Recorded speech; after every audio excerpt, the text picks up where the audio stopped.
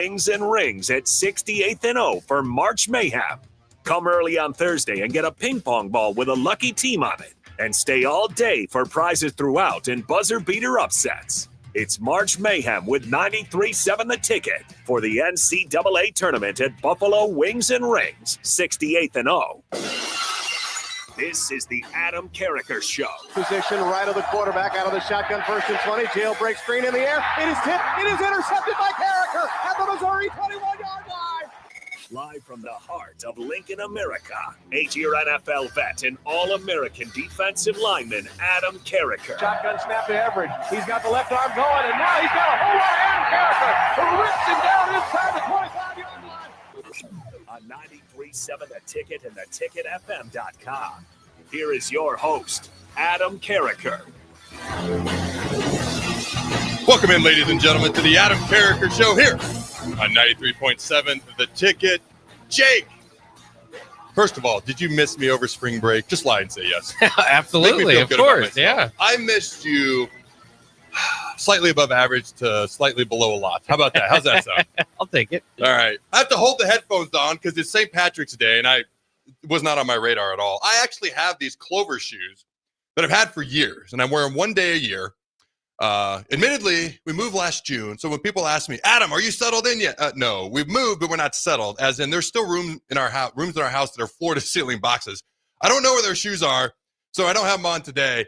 But I think they're somewhere in those boxes that we're going to get to eventually in June. Now, when we moved here, I was like, in January. Well, it's now been moved to June. But we're eventually going to get everything else settled. But my point is, my kids start pinching me this morning because you're supposed to wear green, and St. Patrick's Day wasn't on my radar at all. I was like, oh, spring break's over. Got to get back to normal life now. All right. And then I started getting pinched like crazy. So I went to my closet, and the only green, I had a cutoff green shirt. I need to work out some more before I put that bad boy on. But the other one I found was a Yoda shirt. And it says, I'm all ears if you can't read it. All right. It's Yoda, and you can't go wrong with Yoda. Do or do not. There is no try, ladies and gentlemen. All right. But I found this hat as I walked in. And so I'm sporting this. Unfortunately, the headphones will not stay on while I'm wearing said hat. All right. So these headphones are going to stay on for a few more minutes, and I'm going to put where's my regular hat? I don't even know where it's at. I'm going to take this off, and I'll find my regular hat during the break somewhere. I wore it in here. I'm worse than my 15-year-old, and I get on him all the time for losing stuff. All right, ladies and gentlemen, we're back. How was your spring break, Jake? It was pretty good. I mean, I was still here. Oh, that's right. That's right. Dude. Okay, so everybody knows about the Norris, Pius, the ending to that game. Number one, SportsCenter Top 10, number one? Mm-hmm. Oh, that's phenomenal. Well, it depends on if you're Norris or Pius. I'm neither, so I just think it was a phenomenal ending. Is that the greatest ending to a basketball game you've ever seen? That's a good question. I've never seen one better. Yeah. Reggie Miller, and I forget the exact, he scored 9 points in 15 seconds against the Knicks at the end of that game. That's the greatest ending I'd ever seen. And it's also one of the reasons he's one of my top 3 favorite basketball players of all time, probably top 2, to be honest with you. Hakeem and Reggie are probably the Dream and Reggie Miller are probably my 2 favorite. Just because Reggie would talk so much trash, and then he wasn't quite as good as Jordan. And I say that with all due respect. He's one of the best ever. But I never root for the guy. I never rooted for Steve Austin. It was The Rock. I never rooted for Hogan. It was Warrior. Okay, I'm always the guy that's going to root for the guy trying to take down the guy. So that's me. So Reggie and Hakeem were probably my top 2 favorite basketball players. I don't think I've ever seen this hat's got to come off. My arm's getting tired. Happy St. Patrick's Day. Back to our regularly scheduled show. All right. I don't think I've ever seen a better ending to a basketball game than Norris and Pius. The 3-quarter or the 3-pointer to tie it from just inside half court was insane by itself. If he misses that, I'm screaming, that's the worst shot I've ever seen. He makes it, and I'm like, what a stud. That guy has got ice in his veins. You know how the narrative changes when things go your way or they don't. But then to get the ball back and make it from the opposite 3. They were down 3. If he misses that shot just inside half court, they're probably going to lose. Just a few seconds later, and another crazy shot, even crazier shot made later, they win. Has anybody on the text line ever seen a better ending to a basketball game in their life? Like, when I think of all sports told, Cal Stanford, the kick return for a touchdown to win it, the band is on the field, that pops into my head. Any Hail Mary So you can go, Aaron Rodgers has had a few. You think about Flutie. Was that 84? 84? I think it was the year I was born versus Miami. All right. You think about Cordell versus Michigan in the 90s. But to me, what sets it apart is there was two plays. One that was basically the basketball version of a Hail Mary that goes in. But the shot inside half court, that's a terrible shot. And one of the greatest makes I've ever seen. One of the worst decisions I've ever seen, and one of my favorite plays I've ever seen, all wrapped into one. And then you get the steal, and you make it from the opposing free throw line. I'm having a hard time trying to think of a better ending to any sporting event, which is saying a lot, that I've ever seen. I've seen walk-off grand slams in baseball. That's hard to beat. A walk-off grand slam with 2 outs. Can you think of one? It's hard. It's hard to I mean, I'm thinking about all the great innings too.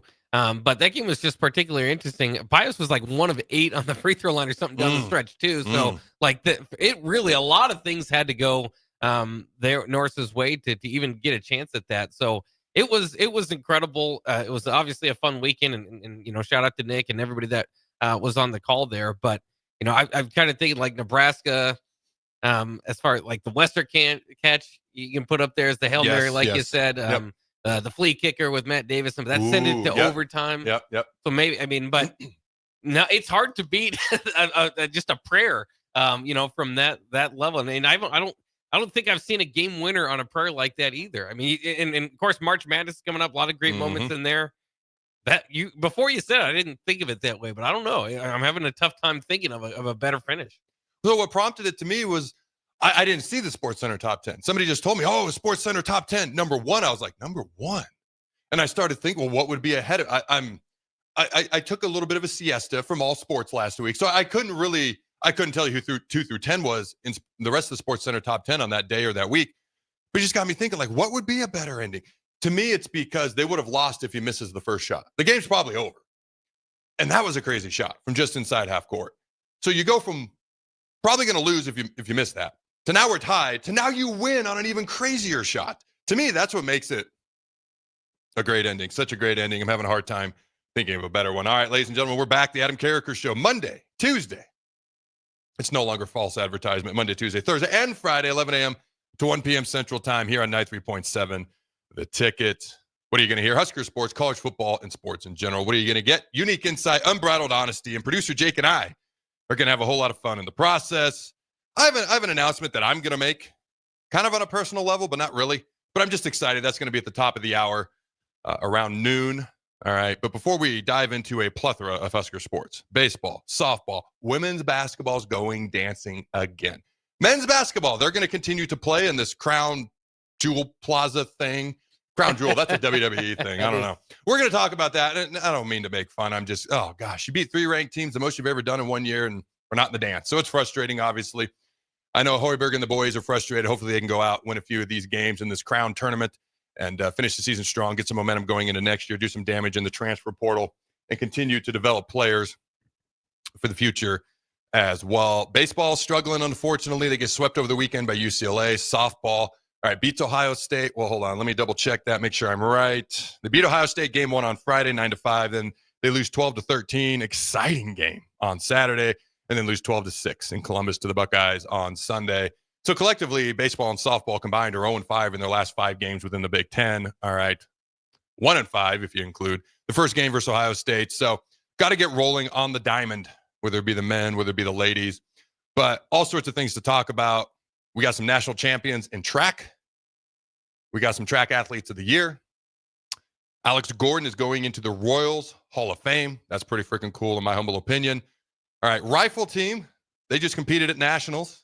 And I have a little soft spot in my heart. I think I shared this on the show before. The godmother to our son actually used to be the head rifle coach at Nebraska years ago. All right, and I beat her in duck hunt. I shared that, right? Yeah, that's right. Yeah. That was my big claim to fame. I beat her in duck hunt. All right, so I have a little bit of a soft spot. I outshot Nebraska's rifle coach years ago. That's all that matters. Just stop there. The story ends. Facts end there. Those are the facts. It was duck hunt, not a real gun, but that's okay. Because don't let facts get in the way of a good story, right, Jake? It's however right. you want to spin the narrative. It's how these things go. All right, so I got a little bit of soft spot in my heart for the rifle team, but also Nebraska football as well. Again, that'll be at the top of the hour, right after the announcement. 3 sleepers in Nebraska football's transfer portal class. All right. 3 sleepers. And 2 of them, honestly, I don't know that they're sleepers. I think they're being way undervalued. And there is 1 sleeper. True sleeper. They're all sleepers, but there's 1 true sleeper and then 2 that I just think are being plain undervalued. And then there are a lot of guys that are going to miss spring ball. A lot of guys. Again. Wasn't it the same way last year and the year before? Like, why do we have so many injuries in March and April and May? I mean, we're going to dive into that at the top of the hour. Any initial thoughts on why we have so many guys banged up already? I don't know. Again? I don't know. Again, they kind of go into their, should we play on a different turf or grass or all that. So I think you maybe start to overanalyze this, but I do notice that, there is a lot of injuries, especially on the front line as far as the offensive line. But kind of going through it, because Terrell had said that he expects the offense to be ahead of the defense this year, which is a take of in its own. And obviously a question we all kind of have. But then I started thinking, the defense doesn't have a whole lot of injuries. It's, at least as far as the guys you expect to play up front. So, that might help them actually get a jump start. Not that you want to really have one side of the ball that much ahead of the other. Well, so naturally the defense is going to be ahead of the offense right out the gate because it takes the offense. There's more to running an offense than there is a defense. Defense is reactionary. Okay, you've got your plays and whatnot, but if they come out in 2 tights, if they come out in trips, if they come out in three tight ends, if they come out in 21 personnel, 2 running backs, 1 tight end, you line up completely differently. Like you have to be able to adjust, and then they go in motion. Then they do 23 other motions because the whole idea is to screw you up. And so you got to be able to adjust. So the defensive playbook is exponentially thinner. Even the 3-3-5, which is about as thick a playbook as you're going to get, or the multiple defense that we're running, we just call it a 3-3-5. It's about as thick a playbook as you're going to get. But the offense has more to learn initially. The biggest challenge the defense has half the time right out the gate is just getting lined up properly. All right. And so inherently, the defense is going to be ahead of the offense because there's more to getting an offense on the same page and in a rhythm. And there's more to just running an offense in general. Now, I think what Terrell's saying and what T's saying, and he's right, I think there's more proven production on the offense based on the transfer portal guys that we brought in, based on Emmett and Dylan being back. I'm excited to see what Harburg can do. I know there's some question mark about Carter Nelson's health. Will he play? Won't he play next season? We can dive into that a little bit in the second hour. But there's more proven production, whereas you look at the defense, athletic, second level. Willis McGahee, Vincent Shavers, Marquez Watson-Tread, he's proven. Okay, I don't know about in the Big Ten, but I expect him to play well. Our secondary's got experience, but they were the big question mark last year. Then you look up front, and it's like, not a lot of experience. Doesn't mean you can't play. I'm not saying that. Just saying we don't know. I look at the offense, there's a lot less question marks. Like it's really just the 2 tackles. All right, and those 2 tackles are very capable. I've said it before. Gunnar Gatula, Sunday player. Elijah Pritchett, Sunday first-round talent. Will he be a Sunday player? I don't know. I feel better when I look at the offense than when I initially look at the defense just because there's less proven on the defensive side of the ball. So that doesn't mean the offense is going to be better or worse. It just means we know more. We don't know more. We feel like we should know more about the offense before the season starts. You never really know what's going to happen. It does help you got Dana Holgerson calling the plays. John Butler, resume, boom, phenomenal. I think just that secondary last year, just some guys running wide open too often throughout the year. I think that still sticks in people's minds. I do think coaches will be more on the same page this year, but until we actually see it, I think that sticks in people's minds a little bit as well. All right, Nebraska women's basketball claimed a 10 seed in the Birmingham 3 region in the 2025 NCAA women's basketball tournament and will take on number 7 seed Louisville in Friday's first round in Fort Worth, Texas. Now, somebody told me Louisville's coach used to coach at Nebraska. Do you know if that's true? I'll have to look into that. Yeah, just double check that real quick because somebody mentioned that to me. Jake is going to either confirm and or deny whether that is legit. Nebraska 21-11 on the season, 10-8 in the Big Ten. All right. Learned that their seeded opponent and first and second round destination during Nebraska's selection show. I'm sorry, the NCAA selection show on Sunday. All right. Nebraska coach Amy Williams said she's excited to lead the Huskers against the Cardinals in the opening round after guiding the Big Red in its 3rd NCAA tournament appearance in the past 4 seasons. In 2022, Nebraska traveled to Louisville for the NCAA tournament to face Gonzaga in the opening round. Williams said, and I quote, "I'm excited for our players. I love coaching this group of Huskers and can't wait to get back out on the practice court with them tomorrow and get ready for Louisville. We have a great respect for Louisville's program and coach Jeff Walsh, who coached me, there you go, when I was here as a player at Nebraska. There you go. There's the answer to that question, end quote. By the way, what an intriguing storyline that we just, dude, our insane research of me reading this 2 paragraphs has uncovered an intriguing storyline. Our head coach used to play for Louisville's head coach. That is intriguing to me. Like, let's say Jim Haslett, who was the D coordinator in St. Louis when they drafted me. And I remember my pre-draft visit, he sat right next to me at the dinner. Like, he followed me everywhere, my pre-draft visit. Basically said, we're going to draft you if you're there. Now, I'd been told it doesn't matter what people tell you. Like, Shanahan would never bring in anybody before the draft, and then they'd draft the guys they didn't bring in because it was smoke screens. They didn't want people jumping ahead of him in the draft to take people that they wanted. So I didn't know if it was true. Then Haslett, the staff, get let go, and I get a call from him like 2 years later. Hey, I'm the D coordinator for the Skins. We're trying to trade for you. I'm literally out on a walk with my wife and our two puppies at the time. Both of them have since passed away. That tells you how long ago this phone call was. I think it was like 08, 09, something like that. And then he was the reason they basically traded for me and brought me out to DC. If Haslett were coaching and I were coaching a team and we were to play each other, that'd be very intriguing to me. It would mean just a little bit more to me. All right. Let me see. Coach Amy Williams was a senior guard on the Nebraska team that advanced to the second round of the NCAA tournament, 1997-98. Was coached by Walt during her senior season as a Husker. Walt, who helped Nebraska to 3 straight NCAA tournament appearances as an assistant under head coach Paul Sandiford from 97 to 98, 99, 2000 is his 18th year as Louisville's head coach. He leads a Cardinal team that has finished 21-10 and 13-5 in the ACC. Waltz has guided Louisville to 15 consecutive 20-win seasons and 13 straight NCAA tournament appearances. He has led the Cardinals to 16 NCAA bids overall, including 4 NCAA women's Final Fours. And 2 trips to the national championship game. Louisville lost in last year's NCAA first round as a number 6 seed to number 11 Middle Tennessee, 71-69. And obviously Alexis Markowski leads the Huskers, Britt Prince. All right, a lot of other good players as well. Prince, by the way, Alexis Markowski, 3rd straight year, first team All Big Ten, or is it 4th straight year? Confirm that for me. It's one of those 2. Prince was a Big Ten All Freshman selection, ranked 2nd among the Huskers in scoring, 13.4 points per game, while leading the Big Red in assists, 3.7 assists per game, and 2 steals a game as well. She led Nebraska with 17 points and 5.3 assists in 3 Big Ten tournament games in Indianapolis. All right, just a little over a week ago. And they had a good run the Big Ten tournament. Beat Rutgers by 24. Beat a very good Illinois team who is seated higher than them in the NCAA tournament right now, but beat them in the Big Ten tournament 74-70. And then again, UCLA is the number 1 seed for a reason. They battled the Bruins. The Bruins, I forget who they played in their next matchup, but they beat them like 84-40 something, and then they beat SC to win the Big Ten tournament championship. So they're a pretty darn good basketball team. So what are your thoughts? Did you get confirmation? So Markowski was second team All Big Ten her first 2 seasons, freshman and sophomore, and then first team these past 2. Okay, so All Big Ten 4 years in a row. That's how I should have worded that. All Big Ten 4 years in a row. All right, and she's a double-double machine, ladies and gentlemen. All right, Jake, what are your thoughts? NCAA women's tournament, but specifically the Huskers being a 10 seed taking on Louisville. Can they advance to round 2 like they did a year ago when they beat our good buddies from Texas A&M? Can they eventually, and we'll see who, if they, get past Louisville, who they play in the second round. Can they get, is this the type of team that could get to the Sweet 16?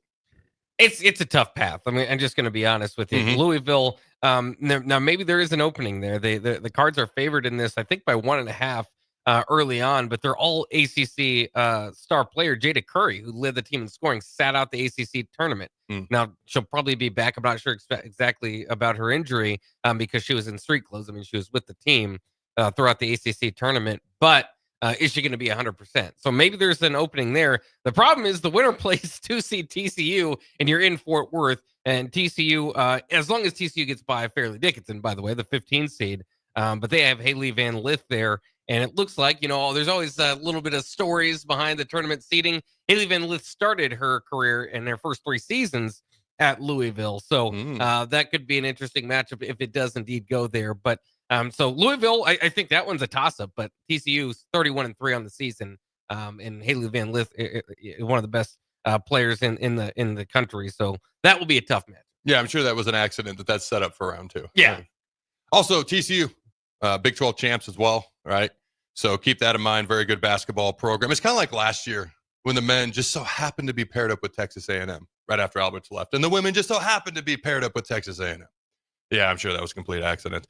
All right, let me see here. We got a lot of sports to talk about when we come back, from baseball to softball to basketball, rifle, and then a brief rundown of some of the other sports as well. At the top of the hour, we're diving into Husker football injuries, concerns, maybe. 3 transfer portal players who are potential sleepers and undervalued, maybe an even more accurate way of putting it. Will be talked about at the top of the hour. I have a exciting announcement as well. But before we go, all right, to our first break, the Big Ten Conference sets record with 12 programs headed to the 2025 NCAA Women's Basketball Tournament. A record-setting 12 Big Ten schools received berths in the 2025 NCAA Women's Division I Basketball Tournament. Announced Sunday night, for the first time in conference history, 12 programs earned their way into the NCAA Tournament, led by number 1 overall seed UCLA and number 4 overall seed USC. The 12 berths was the top mark amongst all Division I conferences, followed by the SEC at 10. God dang it. The SEC is the SEC, what did it? I have it, and we're going to talk about it in the next segment. They either had 12 or 14 teams get in the men's tournament, which is 14. A record. Yeah. God dang it. No, I'm fine with you being good at baseball and softball. I accept that. It's warmer down there. It's a big advantage. You're good, but not as good as you think in football. Stay off the hardwood, though. The Kentucky schools, well, Louisville's in the ACC. Kentucky's allowed to be good at basketball. They're not even that good anymore. They're allowed to be good. Nobody else, Auburn, Alabama especially, are not allowed to be good. What is going on with the SEC getting better at basketball? Crap. All right. This marks the 3rd and 4th times, respectively, a Big Ten program has garnered a number 1 seed for the NCAA tournament in the last 3 years. Iowa had been a top seed the past 2 years and reached consecutive national championship games. All right, UCLA, USC, our new Big Ten brothers, representing us with number 1 overall seeds in the NCAA women's tournament bracket. When we come back, we'll discuss men's basketball and a whole plethora of other sports. Don't go anywhere. Oh, hold on. I got to share this real quick. So I've not heard of this guy. At CJ Nitkowski. All right, he's a former Major League Baseball pitcher. I only know that. He had a good career, don't get me wrong. But I looked him up on Twitter. But he put this out, and I was like, oh, this is perfect. So here's what he said. My wife had an odd way of comforting my son after a rough pitching outing yesterday. His son's like 9 or 10. Well, at least you still get to live in our house. When Dad pitched bad, we usually had to move. A lot of truth to that. Don't go anywhere. We'll be right back. Ever wish you had another light switch on the other side of the room on a dark night? How much better would you sleep at night if you had a ceiling fan in your room? The High Electric Service Department is here to make your electrical what-ifs a reality. Whether you're looking to replace some outdated light fixtures or brighten up your counters with under-cabinet lighting, High Electric can handle all types of residential electrical installations and services. Give Erica a call today at 402-466-6606 or visit high-electric.com to get started. 93.7 The Ticket, Fox, KFXL weather. Brought to you by Bryant Air Conditioning, Heating, Electrical, and Plumbing. The Lincoln forecast for today, we'll see lots of sunshine and it will be breezy and warm with an afternoon high around 83. Tonight, partly cloudy skies and light winds, a low around 44. And tomorrow, we'll see increasing clouds throughout the day, a light and breezy and warm, the high near 79. I'm meteorologist Kyle Tucker for 93.7 The Ticket and theticketfm.com. Hello. Angela, we have to break up. But why? Because you're a robot and I'm just a guy trying to get better internet. It's Aloe Fiber, isn't it? I always knew you wanted faster speeds. My contract isn't good enough for you. Face it, Angela. They let me talk to real people. Press 4 to break my heart. Oh wait, you already did. Visit aloefiber.com to switch today. I'm softball player Jordy Ball, and I'm proud of my Nebraska roots, and I'm proud to be back home. And at Midwest Bank, they're proud to be your local community bank. They believe in family first, taking initiative, showing integrity, and rolling up their sleeves to support their local communities. They treat everyone like family, no matter where you're from. Whether you walk into a branch in York, Lincoln, Norfolk, or Pierce, you know you're going to be welcomed with a smile. Your community, your bank, Midwest Bank. Big Brothers Big Sisters is bringing back Bowl for Kids' Sake. Create a team, raise donations, and join the bowling celebration at Sun Valley Lanes and Games on May 2nd. Every contribution helps to create and support one-to-one mentoring relationships for Lincoln's young people. Learn more and register today at bbbsmidlands.org under the Events tab. Big Brothers Big Sisters, igniting the power and promise of Lincoln's youth for over 50 years. Advanced Medical Imaging is the largest radiology group in Nebraska, located in Lincoln at 7601 Pioneers Boulevard. At Advanced Medical Imaging, they utilize state-of-the-art technology and blend it together with their compassionate, skilled team to guide you through every step. Whether it's an MRI, CT scan, or X-ray, their precise diagnostics help your doctor deliver the best care plan for you. Choose clarity and comfort in your life by choosing Advanced Medical Imaging, located at 7601 Pioneers Boulevard and online at amimaging.com. Biggest question people have is, how do I start the process? What is the process? I want to build a new home, but I don't know what the first step is. Bob Benish is the founder and president of Aspen Builders, online at aspenbuildersinc.com. The first step is make an appointment. Come on into my office. Let's sit around the table. Let's talk about what you're looking for, what your needs are, what your budget might be. And let's come up with some answers on what we're going to build, where we're going to build it, and what it's going to cost. And get a house that you're going to be happy with. So now is really the time to be contacting us to get an appointment to get the job done. Once you find a good lot, let's get it reserved, because there's a very limited number of lots in this town. And then start designing that floor plan that's going to be perfect for you. Next thing you know, we're moving dirt. Make your dream home a reality and call Aspen Builders at 423-6811. Online at aspenbuildersinc.com. Your home is waiting at Aspen Builders. Forget the lame excuse this year. Your boss already knows why you can't make it to work for those magical 2 days in mid-March. Join 93.7 The Ticket on Thursday and Friday at Buffalo Wings and Rings at 68th and O for March Mayhem. Come early on Thursday and get a ping pong ball with a lucky team on it. And stay all day for prizes throughout and buzzer beater upsets. It's March Mayhem with 93.7 The Ticket for the NCAA tournament at Buffalo Wings and Rings, 68th and O. Spring is here. It's time to get back outside and into proper shoes this year. Brown Shoe Fit is the place to buy this spring with their sale on athletic shoes. Get $15 off any regular price athletic shoes with respected brands like Hoka, Brooks, New Balance, and On Running. And don't forget, Browns carries a large arrangement of sizes and widths to fit your feet properly. Start your spring off right at Brown Shoe Fit, just south of 66th and Q in Lincoln. Hey volleybalfans, this is Laura Dijkema, national player of the Netherlands and now the setter on Omaha's newest professional team, Love Omaha Volleyball. League volleyball is bringing the heat this year. Don't miss your chance to see Olympians, national players and national champions right here in Omaha from now through April. We can't wait to see you cheering for us in the stands. Visit lovboma.com to buy single match tickets to see me and Love Omaha volleyball in action. Go Big Green! When you were a kid, clubs were cool. Robotics club and space club and stuff like that. But what do adults get? Book clubs and quilting clubs? Nah, forget that. How about margarita clubs and old-fashioned clubs? Get to Upside Bar and Lounge for the best clubs in town. Try all 10 varieties of Upside margaritas or old fashions and take home a free souvenir glass. Grab the whole crew and pair it with taco night on Mondays or whiskey Wednesdays. Upside Bar and Lounge at 29th and Pine Lake. Hi, Sean Callahan here for Koppel Chevrolet GMC, and March Madness is here, and Koppel is ready to rock and roll. We just closed the books on a tremendous February, and we're locked and loaded for a big March. True 0% APR is happening right now at Koppel on select new models. Koppel also has over 10,500 off list on new select models. So please stop on by and see what confident driving and confident buying is all about. We're right down 144th Street or online at koppelcars.com. All deals with approved credit, 0% is standalone. The electrical workers of Local Union 265 are now hiring licensed journeyman electricians from $32.50 to $42.50 per hour with paid benefits. And if you're looking for a new career, they're hiring apprentices at $19.50 per hour with paid benefits. Call the office at 402-423-4497 to apply. Start your electrical career today. This is the Adam Carricker Show on 93.7 The Ticket and theticketfm.com. Welcome back, ladies and gentlemen, to the Adam Carricker Show here on 93.7 The Ticket. All right, Jake knows my announcement that we're making at the top of the hour at noon. Are you excited for it, Jake? I am excited for it. I think it's big. All right.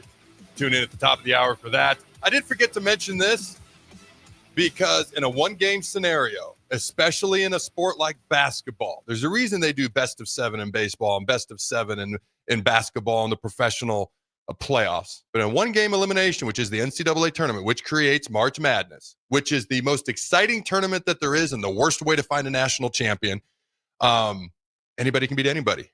And especially if you get hot. Think about this. The Nebraska women's basketball team has made more three-pointers than any other Big Ten team this season. All right, they get hot. Anybody can beat anybody. All right, moving on to the men's side. The Big Ten has 8 teams in the Big Ten tournament. I'm sorry, the NCAA tournament. In the Southern region, Michigan State's a 2 seed. Michigan's a 5 seed, which I was a little bit surprised. Didn't Michigan win the Big Ten tournament? Yeah. Well, I knew the answer. I was just kind of letting that set. I thought they would get a higher seed than that, but you never know. All right, in the East, Wisconsin's a 3 seed. Oregon's a 5 seed. In the Midwest, you got Purdue at 4, Illinois at 6, UCLA at 7. Out in the Western, what's that called? Region is Maryland, which makes sense being from the East. They're a 4 seed as well. All right, and as I mentioned in the last segment, the SEC gets 14 teams into the NCAA tournament, setting an all-time record, not just for the SEC, for any conference. And let me see. It's Clay Travis that I quote. I'm looking at his tweet right here. He's taking Florida to win it all. Now, Jake, I think tomorrow, what do you think about tomorrow? You and I do a little bit of a dive and a prediction segment on who we got winning the NCAA tournament. What do you think on that? Yeah, I can fill my bracket out by then. We all got to hurry. I always forget how quick of a turnaround it is, because especially with the first 4, you're just kind of like, okay, it's starting. Are we going to do the first 4 too? We could. I'll pretend like I know anything about those teams. That sounds good. I'll just flip a coin on those teams. I mean, the higher seeds and obviously the Big Ten teams and obviously Nebraska, I feel good. I was telling Jake, though, when you start getting into there's over 300. There's 134. I forget if they added a new college football team this year or not. But there was 133, maybe 134 Division I college football teams. There's over 350 college basketball teams. I'm not going to pretend like I know every single one of them, especially the smaller schools out there. This is really when you start to get introduced to those schools is really during March Madness. But we'll do that prediction segment tomorrow. You want to do the women too? Yeah, we can do that. You want to talk about Occidental University? I don't know if they're in, but we'll pretend we know about Occidental women's basketball team and we'll do their play-in games and all the way down to who wins the national title. How about that for the women as well tomorrow? Yeah, I like it. All right. Real quick, the Huskers are going to participate in the college basketball crown. All right. I have a description of exactly a little bit more what that is here amongst these thousands of pages of notes that I have. Let's see if I can find it. The men's basketball team will play in the postseason, accepting an invitation to play in the inaugural college basketball crown later this month. All right, it's a 16-team single elimination tournament. There you go, 16-team single elimination tournament. They will face Arizona State in the first round on Monday, March 31st at 7:30 p.m. How well do you think they're going to do in this crown tournament? 16-team single elimination tournament. What's your prediction, Jake? Well, I mean, it's interesting because it's the first go round of it, and we're still going to see. I think the portal opens up.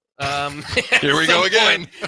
So I don't know if every team is going to have everybody. So it's kind of the first time we'll see how it goes. So what if you're starting point guard? You're Timbuktu. You're getting ready to play. You're the number 1 seed in this crown tournament. All right, and your starting point guard enters the portal 6 hours before the tournament starts. This is not asinine. This is what happens in college bowl season all the time. Yeah. Dude, we've got to fix the college sports calendar. And college football is the worst, but some of these other things have to be addressed as well. Sorry, I kind of cut you off. If you got any other thoughts, Jake, go ahead. Well, it is interesting. I mean, so as part of the announcement, I guess Nebraska said, our coach Fred Hoiberg released a statement that said, when we met as a team following the regular season, the players wanted a chance to continue playing. And we've seen other schools, say, "Hey, we're done. We're not going to accept any postseason play." So I thought that was kind of interesting because I think we all kind of wondered, is there still a drive for this team to finish off the season, or kind of what is this about? Part of that drive could be the champion of this tournament will split $300,000 between all of them. I don't know if Rick Mass gets a share. I don't know if the walk-ons get an equal share as Bryce Williams. So I'm not exactly sure how exactly that's going to work out if you're trying to look at. But I mean, if you figure 16 or 17 players, it's somewhere between $15,000 and $20,000 each. So that would be nice as well. So I'll definitely be cheering for him, and I'm excited to watch this team move, play more. I mean, especially like I said, if you kind of get the complete team, maybe they can finish on a good note rather than kind of where it's been. Arizona State, for what it's worth, has had a very losing Big 12 season, so they're not exactly coming in hot either. I honestly think we can make a run and win this whole thing. We've shown we can beat good teams this year. We've also shown the inverse. So we'll just see what happens. It obviously does matter that the team is like, hey, we want to play, because not every team does that. All right, so a little bit more about the Crown. Founded by AEG and Fox Sports, the college basketball Crown will take place at the MGM Grand Garden Arena and T-Mobile Arena in Las Vegas from March 31st to Sunday, April 6th, with all the action airing on Fox and FS1. I don't mean to be disrespectful when I say this is a money grab. I mean, why do you need another tournament beyond the NCAA tournament, the NIT tournament? It's a way to make more money, but if you're a Nebraska fan, it's a way for your team to maybe end the season on a strong note. That's what matters the most. Fox Sports lead college basketball play-by-play announcer Gus Johnson, who is very exciting to listen to, and two-time All-American NBA veteran Jim Jackson are on the call for the quarterfinals, semifinals, and championship game as well. All right, let's see what else we got here. The Huskers will face Arizona State, as we know. This matchup will be the first meeting since the teams met in 2008. I believe the last time the football teams met was 2002. Because that was my first game as an actual Husker. I redshirted. I sat in the stands. I watched Fabian Washington return a pick six for a touchdown. It was the first time I think fans inside Memorial Stadium got to see Pork Chop Corey Ross do his thing. He had a run where he embarrassed 2 or 3 of their defenders. I don't think we played him in football since. No, and I think, and maybe it said 08 was all, but I remember one time in basketball, they had James Harden when we played them. They did. So it's been kind of yeah. Okay. I don't know if that was 08. That was probably before then, I guess. I'm trying to think of my timeline. But yeah, so I mean, of course, we all remember the Arizona State matchups over the years, unfortunately, the 96 one in particular. Just stop at 02. Nothing happened before then for Arizona State. Okay. All right. And so 08 in basketball. We're just going to go with 02 in football. Don't fact check us. All right. Let me see here. We are excited to have an opportunity to continue our season and play in the first ever college basketball Crown, Nebraska coach Fred Hoiberg said. And this is what you mentioned. Basically, when we met as a team following the regular season, the players wanted a chance to continue playing. This has been a resilient group, and we are looking forward to a chance to play in the Crown. All right. I think that puts a button on that. As far as Big Ten teams in the tournament, kind of already went through them just a little bit. We've got 8 teams in. I went through who's seated where and what region they are in. Again, Maryland being in the West makes all the sense in the world. Alex Gordon going in, and some of this is from last week, getting caught up from last week being off air due to the Phenomenals boys basketball state championship tournament. All right, so getting caught up from last week. Alex Gordon set for the Royals Hall of Fame induction. Former Nebraska baseball standout Alex Gordon became the 31st member of the Royals Hall of Fame, as the Kansas City Royals announced Gordon as the lone inductee in the 2025 class on Friday morning.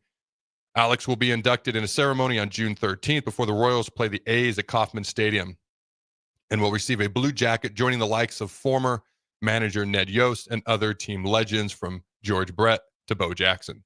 Taken with the number 2 overall pick in the 2005 MLB draft, Gordon was a 3-time All-Star and 8-time Gold Glove winner in left field, while also winning the 2014 Platinum Glove Award. The outfielder helped Kansas City win a pennant in 2014 and the World Series in 2015, which was the Royals' first World Series since 1985. Alex Gordon completed his 14-year career in Kansas City, ranking in the top 10 in Royals history in several categories, including games played, 1,753. That's 6th all-time in Royals history. Home runs, 190. That's 5th all-time. RBI, 749, which is 7th all-time in Royals history. Hits, 1,643. That's 6th all-time. Walks, 684, which is 3rd. And doubles, 357, which is 5th all-time in Royals franchise history. Total bases, 2,622. That's 6th and 1st with 121 hit by pitches. First all time. Not going to break that record, probably, ladies and gentlemen. All right, Jake, what are your thoughts on Alex going into the Royals Hall of Fame? Real quickly for me, just makes sense. One of the best to ever do it here at Nebraska, one of the best to ever do it for the Royals. It's interesting because we actually came in together, but it doesn't feel that way because I redshirted, he didn't. I was here for 4.5 years. I graduated in December of my senior year and then went and trained for the draft in January. He was here for 3 years. All right. And I don't know if it's still the same. Maybe it is, maybe it isn't. But at the time, you either had to go straight pro, or if you went in college, you had to be in college for 3 years. So he was the number 2 overall pick after his 3rd year in college. We actually did new student enrollment day together. And I didn't know who he was. He was very quiet. And after we walk around, did new student enrollment, we're sitting there eating lunch. And the lady who was walking us around was like, all right, tell us all your names. If any of you are athletes, tell us what sport you play. And so me and Alex were the only guys there who, quote unquote, were athletes or going to play a collegiate sport. And I'll never forget, she asked. So obviously I said, I'm Adam Carricker, going to play football. Alex Gordon, going to play baseball. She asked, are either of you two going to redshirt? And at the time, we had Chris Kelsey, Des Moines Adams, Justin Smith, Bernard Thomas, Trevor Johnson, and then Jay and I came in together. And I'll never forget Solich asking me if I wanted to redshirt or not, which I about fell over. I didn't even think it was a debate. He got 84 seniors and 92 juniors. I'm not going to see the field. So for me, I came in wanting to redshirt. And part of that was something my dad told me. My dad said, if you are a part of the decision to redshirt, because I didn't know if the coaches would just decide it for us or if they'd want our input or not at the time. Again, it was a very, very different time, ladies and gentlemen. And my dad goes, think about this. You'd be trading your worst season of college football when you're the youngest, you're learning, new spot as a true freshman, for your best season of college football as a redshirt senior. So for me, I just planned on redshirting the whole time. So immediately when the lady asked us, are you going to redshirt? I was like, yeah. And I'll never forget, Alex goes, no, I'm going to play right away. And it wasn't like a cocky thing, but the calm confidence is how I would describe it. If you ever watch The Dog Whisperer with Cesar Millan, he'll talk about calm confidence. And that's how you got to be with dogs. Because if you're confident but loud, the dogs are going to match your energy. Right? Calm confidence was how it came across to me. And that was the first time I was like, who's this dude? All right, I'm going to keep an eye on this guy. And then, it turned out to be Alex Gordon. He did pretty well for himself. So anyways, any thoughts before we head to break on Alex Gordon going into the Kansas City Royals Hall of Fame? Just obviously, well-deserved. And just a great career to watch. I think Husker fans can get behind Alex Gordon pretty easily. I've been to a couple of those Husker nights at the K when he was playing, and those were always fun. So, But I think sometimes we forget about this first couple of years of Alex Gordon's career. It did not look good. He was drafted with the number 2 pick, and then you look at the end of his career and you say, 3-time All-Star, 8-time Gold Glove winner. He was just great from the beginning. He had a few years really struggled, and the Royals, it almost seemed like we're gonna move on from him. They moved him from third base to the outfield, kind of as a last-ditch effort to say, hey, we kind of got it. We got different guys in the system now. We're going to see if we can make this work. And then again, he ended up being a 8-time Gold Glove winner, and obviously leading them to the World Series and twice, and helping lead them to the World Series twice, and winning one of those. So I would try to remind everybody to remember it wasn't always a sure thing that this day would come. It wasn't always fresh pancakes in the morning and a valley full of daisies, ladies and gentlemen. But anybody who knows anything about baseball and softball, it's a game of failure. If you get on base 3 out of every 10 at bats, if you get a hit 3 out of every 10 at bats, you're a good player. That means you fail 70% of the time. That means you fail more than twice as often as you succeed when it comes to getting a hit and getting on base, and you're considered a good player. So in order to be good in those sports, it's such a mental game. It's such a mental game. It's such a skill-driven game. The teeny, tiniest little thing can have a ricochet effect in your batting mechanics. And you got to figure out what that teeny, tiny little thing is, because it can affect 2 or 3 other things. And all of a sudden, you're in this gigantic slump, and you can't figure it out, and you got a little dip in your swing. But as soon as you figure it out, you get a hit or two, then you get red hot, and all of a sudden that ball coming in looks like a freaking watermelon when it looked like half the size of a pea just a week ago. But it's such a teeny tiny little tweak in the mental approach. The best baseball and softball players I've ever seen, I would equate it similarly to a quarterback in the fourth quarter, or a Kobe Bryant comes to mind. Kobe Bryant could miss 1,000 shots in a game. With the game on the line, he better be the one taking the shot, or he's going to be pissed at you. You got to have a similar mindset. You got to be able to, hey, I struck out 3 times already this game. It's the bottom of the ninth, bases loaded, 2 outs. I'm coming up to bat. You got to be able to handle that mentally. So when it comes to Alex, the calm confidence, I guarantee, as he's going through the early struggles in his career, in a game that is known for being a game of failure, his mental toughness and fortitude and that calm confidence is what carried him through. And now he's a freaking Hall of Famer. So, all right, ladies and gentlemen, don't go anywhere. We'll be right back. It's $5.99 barbecue time. Hurry to Hog Wild for a complete barbecue meal that's only $5.99. Get a one-meat sandwich loaded with our award-winning barbecue, plus your choice of a classic side and drink for just $5.99. Upgrade your sandwich to beef brisket for just $1 more. Join us for lunch or dinner in Lincoln at 3210 Cornhusker Highway. Order online at GoHogWild.com. But don't be late, we close at 8. Garage doors can break down or quit working at the worst times. At Doors Plus, they understand that a broken garage door sometimes means repair and not replace. Sometimes, all you need to make your door like new again is a few bolts, a realignment, or even a new balance. Trust the pros at Doors Plus to handle your garage door repair the right way so you can get on with your busy schedule. Visit them online at DoorsPlusLLC.com or give them a call today at 402-590-5800. Doors Plus. Garage doors and more. Spring is here. It's time to get back outside and into proper shoes this year. Brown Shoe Fit is the place to buy this spring with their sale on athletic shoes. Get $15 off any regular price athletic shoes with respected brands like Hoka, Brooks, New Balance, and On Running. And don't forget, Browns carries a large arrangement of sizes and widths to fit your feet properly. Start your spring off right at Brown Shoe Fit, just south of 66th and Q in Lincoln. Are you a skilled mechanic looking for your next big opportunity? Constructors is hiring. We're looking for experienced mechanics to join our family-owned team.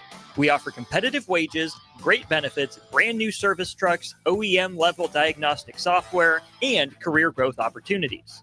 Positions include lead and A-level mechanics for our shop and multiple field technicians.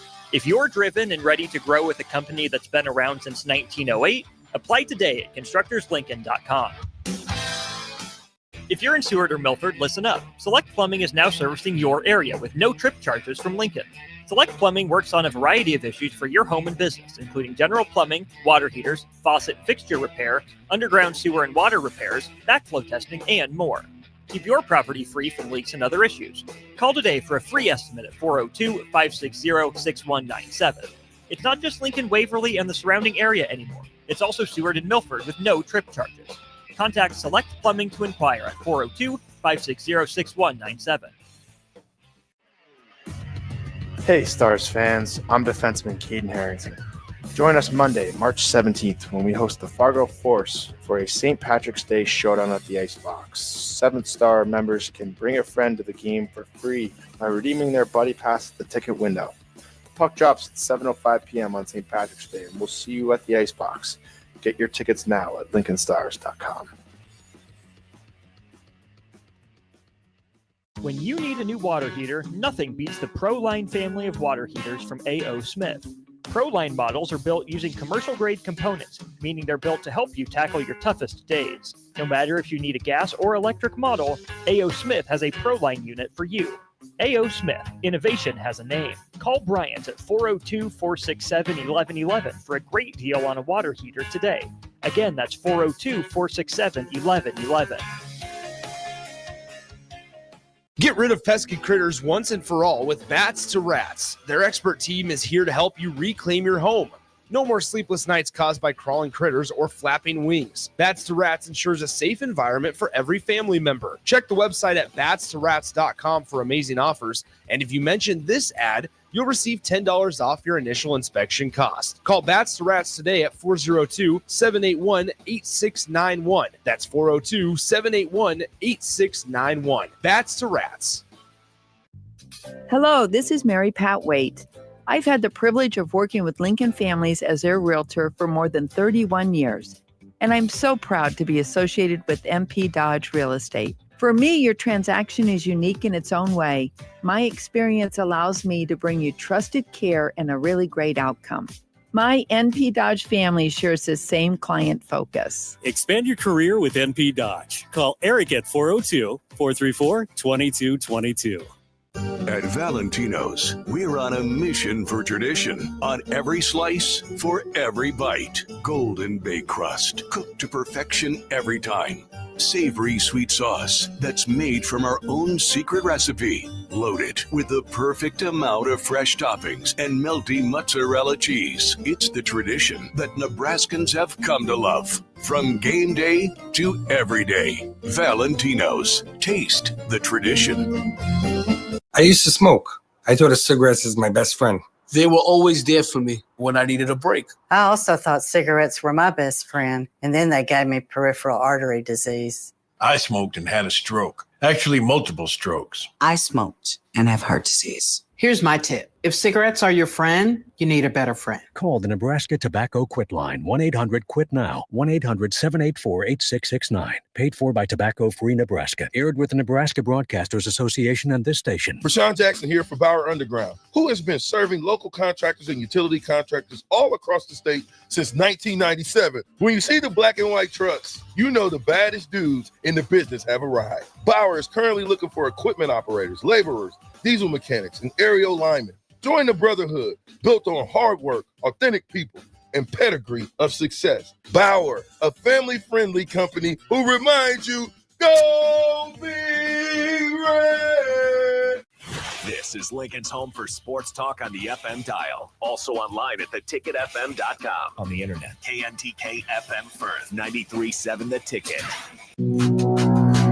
This is the Adam Carricker Show on 93.7 The Ticket and theticketfm.com.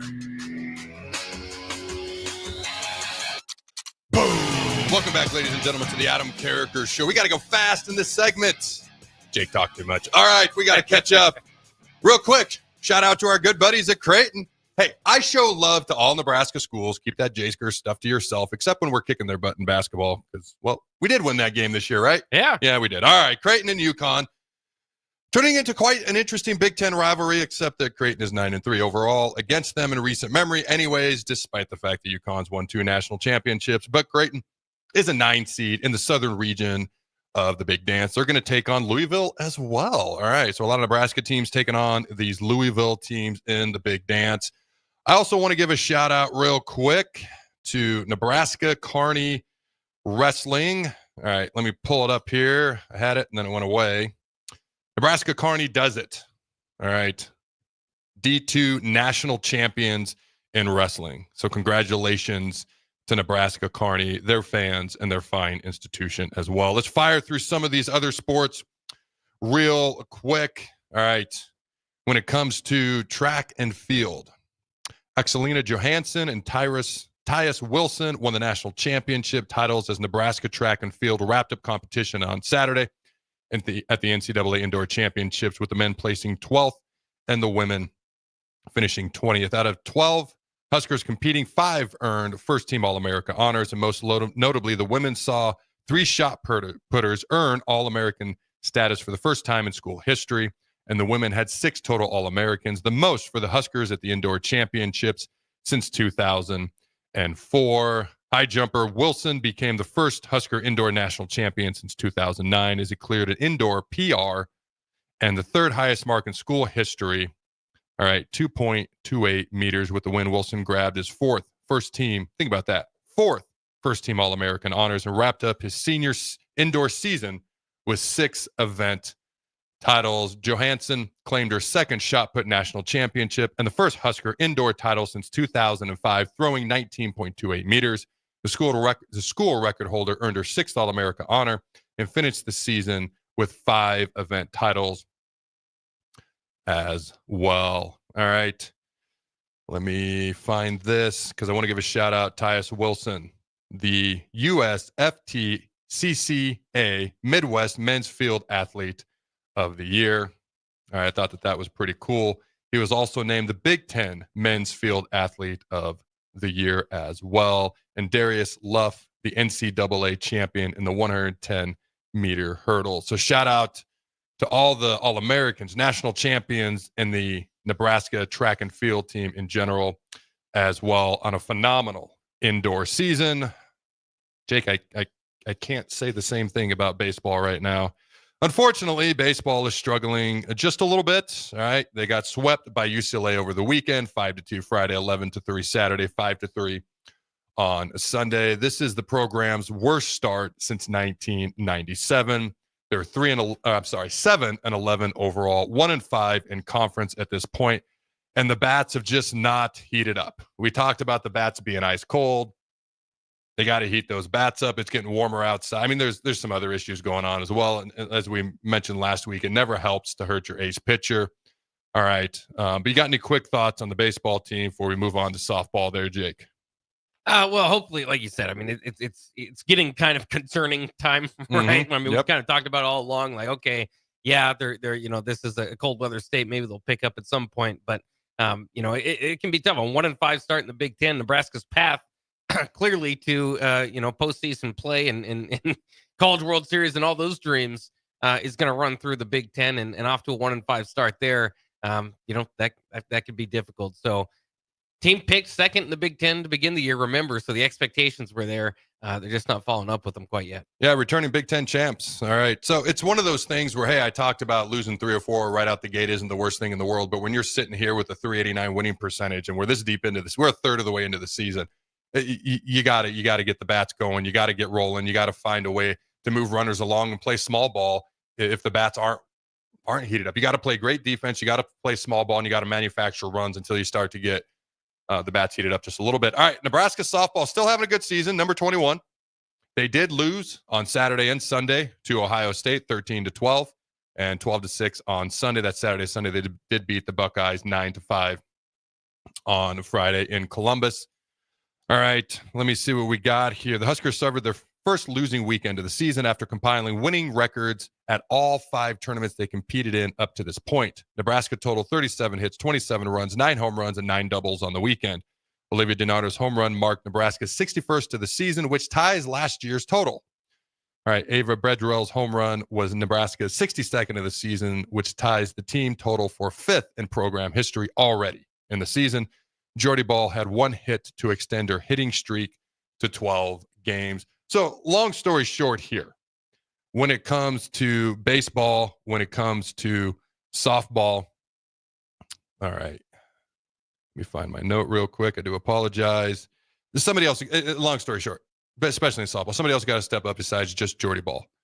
All right, they're hitting the ball. They're hitting it with power. They're hitting it deep, but they've got to be more situationally sound. And they've got to find another pitcher who can step up. Situationally sound at the plate. Defense is fine, actually, but another pitcher who can step up along with just Jordy.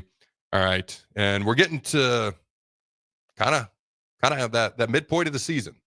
This is about that point in the season where you want to start getting some momentum. You want to start figuring things out. All right. So hopefully they can get that roll. And they're having a good season so far overall. A little bit of that baseball struggles rolling into my softball talk, and I do apologize for that. Softball is actually doing really well, but they got to be more situationally sound at the plate. And another pitcher's got to step up, if not a couple, for the softball team. Last thing, before we get out of here, head to break.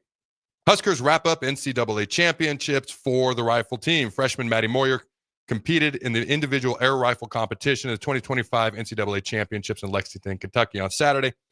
Moyer shot a score of 593, wrapping up 2 days of competition with an aggregate score of 1,169. Moyer placed 27th in the air rifle. All right. There's more beyond that, but the team as a whole did really well. A lot of great individual efforts. All right. Before we head to break, Jake, did you grow up shooting guns much? You go hunting much? Fishing much? Camping much? Camping quite a bit, yeah. Camping? Yeah. All right. I've been hunting a few times. My big hunting story is one of the first times I went. I took my golden retriever dog, who was not trained at all, and it was 2 hunters who were very serious hunters that I went with. I'm not a serious hunter, and their dogs were highly trained. My dog was not. My dog just wanted to play the whole time with their dogs, and they got so mad because my dog was ruining their dog's training and their ability to get pheasants with what we were hunting that day. The thing that really made them mad is I walked away with 4 pheasants that day. They combined walked away with 3. It was the quietest, most awkward car ride I've had outside of big losses in a sporting event in a long time. And I had a blast. My dog had a blast. I haven't seen those 2 guys since, and that was quite a while ago. All right, don't go anywhere, ladies and gentlemen. Hour 2 of the Adam Carricker Show. We come back. The electrical workers of Local Union 265 are now hiring licensed journeyman electricians from $32.50 to $42.50 per hour with paid benefits. And if you're looking for a new career, they're hiring apprentices at $19.50 per hour with paid benefits. Call the office at 402-423-4497 to apply. Start your electrical career today. Hi everyone, Kendall Warnock, A1 Automotive in downtown Lincoln. The last few years have been wild. but we've been here for you through all the ups and downs, and we'll be here for you when you need us the most, for all your travels and for your day-to-day driving. With winter conditions causing problems all over town, the last thing anyone needs this year is constant car troubles. Let us help you drive in peace and make sure you drive to work and to winter destinations safe. A1 Automotive, 11th and L Street downtown, always honest answers. Biggest question people have is, how do I start the process? What is the process? I want to build a new home, but I don't know what the first step is. Bob Benish is the founder and president of Aspen Builders, online at aspenbuildersinc.com. The first step is make an appointment. Come on into my office. Let's sit around the table. Let's talk about what you're looking for, what your needs are, what your budget might be. And let's come up with some answers on what we're going to build, where we're going to build it, and what it's going to cost. And get a house that you're going to be happy with. So now is really the time to be contacting us to get an appointment to get the job done. Once you find a good lot, let's get it reserved, because there's a very limited number of lots in this town. And then start designing that floor plan that's going to be perfect for you. Next thing you know, we're moving dirt. Make your dream home a reality and call Aspen Builders at 423-6811. Online at aspenbuildersinc.com. Your home is waiting at Aspen Builders. Garage doors can break down or quit working at the worst times. At Doors Plus, they understand that a broken garage door sometimes means repair and not replace. Sometimes, all you need to make your door like new again is a few bolts, a realignment, or even a new balance. Trust the pros at Doors Plus to handle your garage door repair the right way so you can get on with your busy schedule. Visit them online at DoorsPlusLLC.com or give them a call today at 402-590-5800. Doors Plus. Garage doors and more. Get rid of pesky critters once and for all with Bats to Rats. Their expert team is here to help you reclaim your home. No more sleepless nights caused by crawling critters or flapping wings. Bats to Rats ensures a safe environment for every family member. Check the website at batstorats.com for amazing offers. And if you mention this ad, you'll receive $10 off your initial inspection cost. Call Bats to Rats today at 402-781-8691. That's 402-781-8691. Bats to Rats. When you were a kid, clubs were cool. Robotics club and space club and stuff like that. But what do adults get? Book clubs and quilting clubs? Nah, forget that. How about margarita clubs and old-fashioned clubs? Get to Upside Bar and Lounge for the best clubs in town. Try all 10 varieties of Upside margaritas or old fashions and take home a free souvenir glass. Grab the whole crew and pair it with taco night on Mondays or whiskey Wednesdays. Upside Bar and Lounge at 29th and Pine Lake. Hello, this is Mary Pat Waite. I've had the privilege of working with Lincoln families as their realtor for more than 31 years. And I'm so proud to be associated with MP Dodge Real Estate. For me, your transaction is unique in its own way. My experience allows me to bring you trusted care and a really great outcome. My NP Dodge family shares the same client focus. Expand your career with NP Dodge. Call Eric at 402-434-2222. Experience the Landmark difference with the next level of dealer support. Landmark, your local John Deere dealer, continually works to have parts on hand the first time you walk in the door. Our internal route system means we can get the parts to you typically same or next day to keep you up and running. At Landmark, we understand time is money. Get more uptime with our after-hours parts and service support on the phone or in the field. Stop by your local Landmark today to experience the Landmark difference. I used to smoke. I thought of cigarettes as my best friend.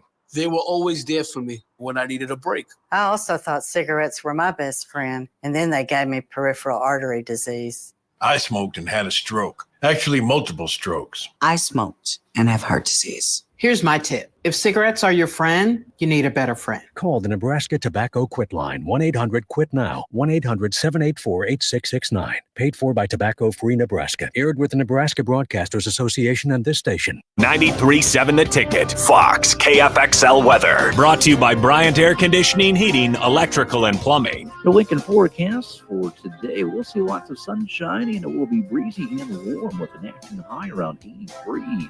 Tonight, partly cloudy skies and light winds, a low around 44. And tomorrow, we'll see increasing clouds throughout the day, a light breezy and warm, with the high near 79. I'm meteorologist Kyle Tucker for 93.7 The Ticket and theticketfm.com. At Valentino's, we're on a mission for tradition. On every slice, for every bite. Golden baked crust, cooked to perfection every time. Savory sweet sauce that's made from our own secret recipe. Loaded with the perfect amount of fresh toppings and melty mozzarella cheese. It's the tradition that Nebraskans have come to love. From game day to every day. Valentino's. Taste the tradition. This is the Adam Carricker Show. Position right of the quarterback, out of the shotgun, 1st and 20. Jailbreak screen in the air. It is tipped. It is intercepted by Carricker at the Missouri 21-yard line. Live from the heart of Lincoln, America, 8-year NFL vet and All-American defensive lineman Adam Carricker. Shotgun snap to Everett. He's got the left arm going, and now he's got a whole lot of Adam Carricker who rips him down inside the 25-yard line. On 93.7 The Ticket and theticketfm.com. Here is your host, Adam Carricker. Hi, welcome into hour 2 of the Adam Carricker Show here on 93.7 The Ticket, ladies and gentlemen. Should I keep folks in suspense or should I just share my exciting announcement at this point, Jake? I don't know. I kind of like the suspense idea now that you mentioned it. Yeah, it kind of keeps me in suspense. All right, well, you know what it is. All right, it's 12:13. I was going to say I'll do it in 2 minutes, but what's going to happen is I'm going to be in the middle of a topic and then have to stop, so that's kind of ridiculous. So here's what we're going to do. I'm excited. So where we lived before, I helped run football camps, and I always said, if we ever move back to Nebraska, oh my God, this would be 1,000 times easier. Where we did it was just outside of Denver. We'd get former Huskers there. Like we've had Tommy there, Tommy Frazier. We've had a lot of legends there. Troy Dumas, a lot of guys. Okay, who are complete and utter Husker legends, but, you know, Colorado. So we get Broncos there, and people would get excited. I was like, man, if we ever move back to Nebraska. So this has been 2 years in the making. I've told people since 2 summers ago, because last summer we were moving, and it was just insanity. Otherwise, I would have done it last summer. 2 years, I've kind of kept it under the radar, but I have told certain people I'm excited to do a first ever Carricker Chronicles football camp in Lincoln, Nebraska. So it's officially been set. All right. It's going to be Carricker Chronicles football camp, July 9th, here in Lincoln at the LYF football fields. Lincoln Youth Football, who's a great partner here with the ticket as well. All right. Their fields are 225 South Street, Lincoln, Nebraska. So the Carricker Chronicles football camp, July 9th, this summer, obviously, 9 a.m. to 1 p.m. Boys and girls, K through 8th. All right. And I'm excited to announce some of the people who are going to be there. Eric Crouch is going to be there. Heisman Trophy winner, College Football Hall of Fame, needs no freaking introduction. All right. Amon Green, the ticket's own, is going to be there as well. Green Bay Packers Hall of Fame, all-time leading rusher, 2-time national champ. Again, needs no introduction. All right. I'm going to be there, probably in the background, because nobody's going to listen to me when Eric and Amon are there. And there's one more individual. I can't officially announce him just yet. He's a 90% go. But what I will say is at least one more Husker legend surprise is going to be at that camp, along with Eric Crouch, Amon Green, yours truly, and one more, at least one more, potentially a couple of more. We'll see what happens. Husker legend surprise is going to be at the first ever annual Carricker Chronicles football camp here in Lincoln. Again, July 9th, this summer, 9 a.m. to 1 p.m. As soon as we can register, which will hopefully be Wednesday of this week, maybe Tuesday. All right, I'll give you where you can register, where you can sign up, and all these things. 9 a.m. to 1 p.m. So the goal of the camp is simple. The goal of the camp is very simple. We want kids to learn the basics and fundamentals. I've coached 8th graders on a team that was one play away from playing for a national championship who couldn't get in a proper defensive line stance. We merged teams after 7th grade. We merged with another team, and they were a very talented team, very good coaches. They had a great O-line coach, but admittedly their D-line coach was the O-line coach, and his strength was the offensive line. And I'd be like, hey, guys, get in the D-line stance. They look like they were getting in an O-line stance. And I was like, we're trying to go to Florida and compete in a national title. We ended up being one play away from in the national championship game. I don't talk about that much because it's youth sports and it's not about winning, but that was a lot of fun for the kids. You go down to Orlando, Disney World, everything that's down there. My son does not like roller coasters. His first ever roller coaster he passed out on. He's actually passed out in the picture, and his two friends are right next to him. One of them's Cowboy. His name was Keenan. He's just like going crazy. Jacob's like passed out next to him. He went on 4 roller coaster rides that day. He hated, I think, each one more than the last one, but peer pressure is a strong thing, ladies and gentlemen. I grabbed Cowboy. I said, you ride him. You make him, because he won't listen to me. You ride him, and you mercilessly mock him unless he goes. And he went on 4 of them that day. But the kids had a blast. But I'd be like, hey, guys, show me your D-line stance. A D-line stance should not look like an offensive line stance. It definitely should not like you're getting ready for pass pro. That's for sure. At least look like you're going to run block or something, like you're going to fire off the ball, not kick step backwards. So basics and fundamentals. So if you're new to the game, is perfect. Here's the thing, though. You're going to learn from guys who played at the highest level, like Eric Crouch, Heisman Trophy winner. You got Green Bay Packers all-time leading rusher. I'm just going to tell you the 4th person, if there's not more than 4. I was telling Jake, the list of accomplishments of this individual is incredibly long. If you're looking to take your game to the next level, if you consider yourself a higher level athlete and or football player, the coaches that are there can help you do that. So it's for season players, it's for new players, it's K through 8th. We will divide kids up by ages. I don't want an 8th grader doing stuff with a 4th grader. Okay, so it's going to be appropriate. And then the LYF, they have some great coaches. Lincoln Youth Football, the best of their best is going to be there as well. All right, so I wanted to make that announcement. I'm pretty stinking excited, and we should have the registration up online either by tomorrow or at latest on Wednesday. I'll let you know when that's official. All right, Jake, you said you were pretty excited. What are your thoughts? Obviously, I'm incredibly unbiased, but what are your thoughts on this? Well, it's incredible. I just kind of, having grown up in Lincoln and trying to look at all the different opportunities over the years, this is something that it needs to be here. It just feels like a fantastic opportunity for people that are, like you said, new to sports or looking to football or looking to adjust their game a little bit. And you've rallied the right people together. Between Amon and Eric Crouch, especially, these are guys that, I think sometimes we get this idea of, well, how much am I going to learn at a camp in Nebraska? Maybe I need to go elsewhere. These guys made it out of Nebraska and didn't just make it out. Won the high. Just did everything you can in football. So it'll be, I think that'll be an incredible time and something I think, something that's just maybe missing a little bit in the Lincoln area that now, thanks to you and those folks are, we can make it even more cool opportunities here in the Star City. I'm excited. It's going to be a lot of fun. Again, this has been 2 years in the making. I wanted to do this last summer, but I don't know, life, moving, insanity wasn't going to make it happen. So this has been something I've been chatting with Eric about since, I think I hit him up in August, with Amon about since like December, and this other individual has been about since January. Okay. So you see the poster here. I didn't want to be on this poster. I don't know if Angie's listening today. My wife made me be on the poster. So my face is there for some freaking reason. People hear my voice enough. I don't think they need to see my face as well. But I'm excited to be there, and it's going to be a fun thing that we plan on doing year in and year out going forward. All right. Don't undersell yourself, by the way. First round draft pick, long-time NFL player. You got those accomplishments, too. You deserve to be on the poster. I appreciate it. Okay, so one fan, I promoted this a couple times on my Chronicle show that I do, and one fan, because I've talked about how everyone tries to make me a long snapper for some godforsaken reason. Why does everyone think I'm a long snapper? Everybody. If you haven't heard that story, maybe I'll share it. Some high school coach, college coach, both NFL coaches tried to make me a long snapper. What about me looks like a freaking long snapper?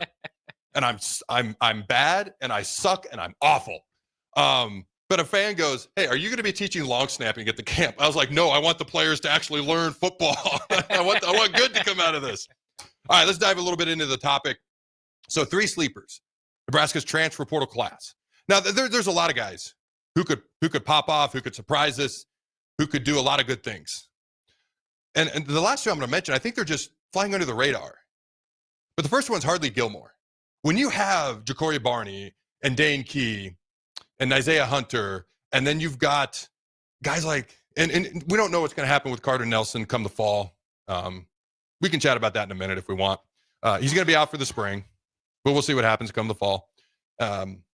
that's a lot of talented guys to throw the ball to. And when I found out Hardly Gilmore was coming, I was like, why are we bringing in another? I didn't know a lot about him at the time. Why are we bringing in another receiver?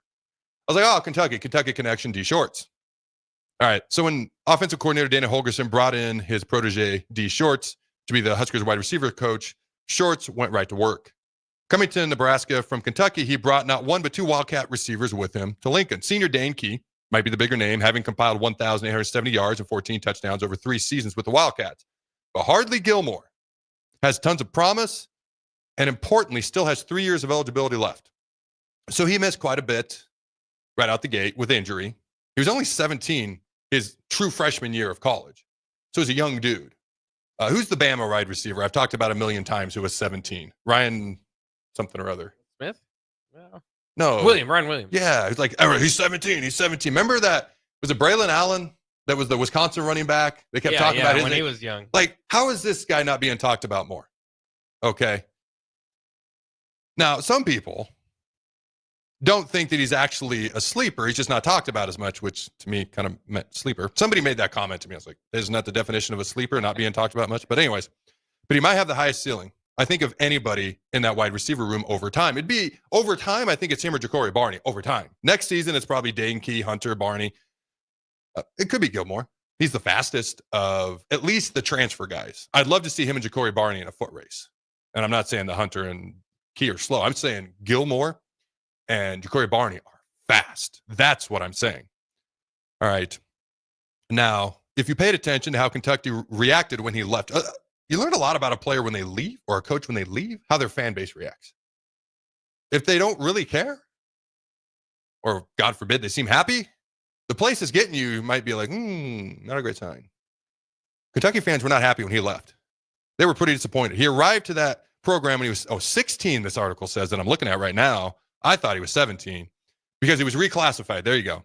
And so he just turned 18. I think he's got elite speed. Obviously, D Shorts knows what he can do very well from having coached him and seen him up close. I've heard he's a real workhorse as well, and he's gained weight since he's been here. So he was light. I want to say 165, somewhere in there when he got on campus. So at least, you got to take a grain of salt with whatever guy's listed. But I think that's what he was listed or in that vicinity. And I definitely think he can be one to watch. And also the big question is, can Nebraska kind of take the top off defenses, which they struggled mightily to do last year? That's going to be a big part for Dylan and those receivers, is if he can find those couple of options whose DBs just can't hang with on the opposing teams, or at least makes them back up, which will leave the underneath and intermediate routes and screen passes a little bit more effective. If a defensive back knows that a receiver's got elite speed, they're going to back up, they're going to back off, and it's going to make them a little bit more tentative to jump the short underneath routes, and then bam, you can hit them over the top eventually and play action pass as well. Hopefully we can get the run game going to set that up. What are your thoughts on Hardly Gilmore being a potential sleeper in this transfer portal class? Because immediately, including me, I go right to Dane Key, I go to Hunter, I go to Ja'Cory Barney right out the gate, and then I go to the tight ends, and then I go to Emmett and Dylan. Since he's really became a Husker, I don't think I've talked about him that much. What are your thoughts on him being a sleeper? Yeah, no, I think that's the perfect tag for him. I think that's kind of right where he fits in. You mentioned the other guys; they're going to get all the pub, but you hear and you hear a lot of things. But I hear from the Nebraska football team, they're very excited about Demetrius Bell and his return from injury. They were really excited about him last year, and Hardly Gilmore, as far as potential, they might be just excited about him as those other players in the class, like you were saying. So. It's fun. I'm a speedster, 6'1", out of Florida. Went to Kentucky, but originally from Florida. It's just gonna be very competitive to get on the field, and it makes you wonder if he does kind of live up to expectation and take that jump, from freshman to sophomore year. What's that going to mean for Janarian Bonner and some of those other guys that are battling out to try to get playing time at the wide receiver position? Make some great points, especially with Demetrius Bell. Getting hurt he got hurt in the spring game, right? Yeah. And obviously he kind of fell off the radar due to being hurt, not being able to practice and playing games. Sure, a lot of talent in that wide receiver room. I hope we can maximize some of that talent this year. And I don't think Dylan, he's got like Kentucky's number one wide receiver. He's got, I always phrase it as Hunter led Cal in 3 different wide receiving categories. I don't know that he was their number one wide receiver, but he led them in 3 different wide receiving categories. That is statistically and factually true. And then you got Ja'Cory Barney, who I believe was our best wide receiver last year. Then you got Demetrius, you got Cortez Mills, who's coming in as a true freshman. You got all these tight ends. Man, a lot of weapons. See what happens. All right, the other two players, and I'm just going to call them under the radar. Because they're not really, they could be surprised just because they're under the radar. Jack McAllister and Kevin Galick. Rule has aggressively attacked the entire special teams operation in the offseason, and rightly so. Husker fans know all too well the struggles recent Nebraska teams have experienced in this area. Rule not only brought in new coordinator Mike Eckler and 2 new assistants to assist with this third phase, but he also nabbed both a punter and long snapper from the transfer portal. In order for Nebraska football to turn a corner in 2025, special teams absolutely has to be better. And for that to happen, new punter Jack McAllister, Kevin's long-lost brother, that always amuses me, I know, and long snapper Kevin Galick need to have successful seasons. So, just a reminder, all right, Jack McAllister, three-year starting punter for Washington, punted in the national championship game versus Michigan. Kevin Galick was an FCS All-American long snapper. All right. From New Hampshire. Couldn't remember the school. From New Hampshire. Now, when you think about the struggles that we've had in basic, little, simple areas, these positions really need to be rock solid. If we're going to get better at the little things, we have attacked recruiting. We have attacked the transfer portal. We have attacked upgrading our coaching staff. 1890 has stepped up and helped a lot. We don't get out-talented very often. We don't get outsized very often. You can argue about the coaching at times. There's an argument to be made both ways. But we absolutely get out-fundamentaled. We get out-blocked. We get out-tackled. We get out-basicked. I've talked about it. I'm not trying to take any shots at Jeff Sims, but he would snap the ball into guys going in motion. We'd have fumbles on handoffs, okay, before he was taken out. Seems like a really good dude. None but love for Jeff Sims. Last year, 10 blocked punts. What is that? That's crazy to me. 10 block kicks, total kicks. Punts, field goals, PATs. 10 block total kicks. All right, struggle to snap the ball. So, to me, these are basic, simple things that when I was coaching this team that was trying to go to Florida as a middle school team, those were things I was concerned about as a middle school coach. As a college coach, it's not things you take for granted, but they shouldn't be at the top of your radar to fix. Hopefully, and I do believe, Jack McAllister, Kevin Galick are gigantic pieces, along with Mike Eckler, to fixing these very basic things. Okay. If you think about it, Nebraska probably lost 1 or 2 games because they couldn't snap the football last year, couldn't protect the punter. At least 2, maybe more, depending on how you want to look at it. So hopefully the problem is solved.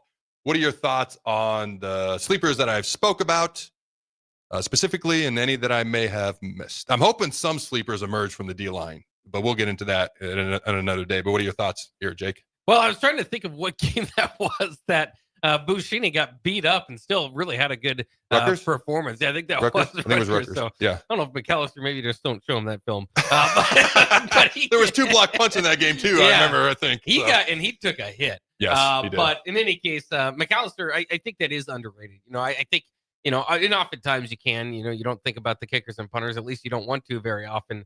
But 43 yards per punt, that's pretty darn good. Yes. And he's gotten better each of his 3 seasons at Washington. Like you said, was good enough to be the starting punter for a team in the national championship game. His inside the 20 percentage went up a lot this last year too. So he seems to not only do you have a proven guy, but you got a guy that seems to be improving as well. And then Galick, hopefully we never mention his name throughout the season. Yep. That would be perfect. And obviously we know, like you said, I mean, it is a couple games. And that's why I think sometimes it feels like there's this big jump. Like, how are they ever going to get to 9 wins? And we think like program wise, we're like, well, it's been so many years and I just don't know if they can do it. Well, there's just a couple small things that could have got them to 9 wins last year. You make a great point. Remember, we make that field goal versus Illinois. I know we missed the open tight end. Yeah. We know the names, Raiola, Lindenmeyer, but that's part of competing. When Illinois, they're like bringing the house on those plays. That's part of it, especially with the true freshman quarterback. It'd be great if we hit them, but it wasn't, how long was the field goal? It wasn't like a 50-yarder, 30, 40-yard field goal. We missed it, but the snap wasn't great. Also, the Iowa game, where we dominated them. The snap at the end on a very makeable field goal affected that field goal. We missed. Iowa wins the game. There's 2 games right there, just off the top of your head, real quick. So, like, you make it. My favorite point that you made was, I hope people don't know Kevin Galick's name after this. If we don't say his name, he should be all Big Ten as a long snapper. All right, ladies and gentlemen, when we come back, 18 Huskers are going to miss spring ball. This seems to be a reoccurring theme that I've noticed throughout the past couple of years. Not just me, but people have noticed throughout the past couple of years. Who are these folks, and how concerned should we be? We'll discuss that when we come back. If the week's been too hectic to even think about dinner, or your family can't handle one more night of leftovers, then it's time to let Hog Wild do the cooking. Hog Wild's family packs are one heck of a good deal for a complete barbecue meal loaded with all the smoked meats, tasty sides, buns, and sauces you need to feed your family. Order online at GoHogWild.com. Hog Wild Pit Barbecue, 3210 Cornhusker Highway in Lincoln. But don't be late, we close at 8. McKinney's Irish Pub in the Haymarket is your place for English Premier League soccer. On Saturday, Nottingham Forest plays Man City at 6:30 a.m., followed by Liverpool versus Southampton at 9 a.m. On Sunday, Tottenham plays Bournemouth at 9 a.m., followed by Man United versus Arsenal at 11:30 a.m. Liverpool currently leads the standings with 67 points. You can find all this and more at McKinney's Irish Pub in the Haymarket, your place for English Premier League soccer. Located at 8th and P. Well, it's the middle of winter, the holidays are over, and the weather is unpredictable. Isn't there anything to look forward to? You bet there is! Cash Blast from your Nebraska Lottery is back. Until April 1st, buy a 2x2 ticket and enter the voucher number online for a chance to win one of 7 weekly drawings for $5,000 or $500. And if your voucher is from a 7-day draw ticket, your prize is doubled. Hey, there's nothing like a little green to cure the winter blues. 2x2 top prize odds, 1 in 105,000. Experience the Landmark difference with the next level of dealer support. Landmark, your local John Deere dealer, continually works to have parts on hand the first time you walk in the door. Our internal route system means we can get the parts to you typically same or next day to keep you up and running. At Landmark, we understand time is money. Get more uptime with our after-hours parts and service support on the phone or in the field. Stop by your local Landmark today to experience the Landmark difference. Garage doors can break down or quit working at the worst times. At Doors Plus, they understand that a broken garage door sometimes means repair and not replace. Sometimes, all you need to make your door like new again is a few bolts, a realignment, or even a new balance. Trust the pros at Doors Plus to handle your garage door repair the right way so you can get on with your busy schedule. Visit them online at DoorsPlusLLC.com or give them a call today at 402-590-5800. Doors Plus, garage doors and more. Ever wish you had another light switch on the other side of the room on a dark night? How much better would you sleep at night if you had a ceiling fan in your room? The High Electric Service Department is here to make your electrical what-ifs a reality. Whether you're looking to replace some outdated light fixtures or brighten up your counters with under-cabinet lighting, High Electric can handle all types of residential electrical installations and services. Give Erica a call today at 402-466-6606 or visit high-electric.com to get started. When you need a new water heater, nothing beats the ProLine family of water heaters from A.O. Smith.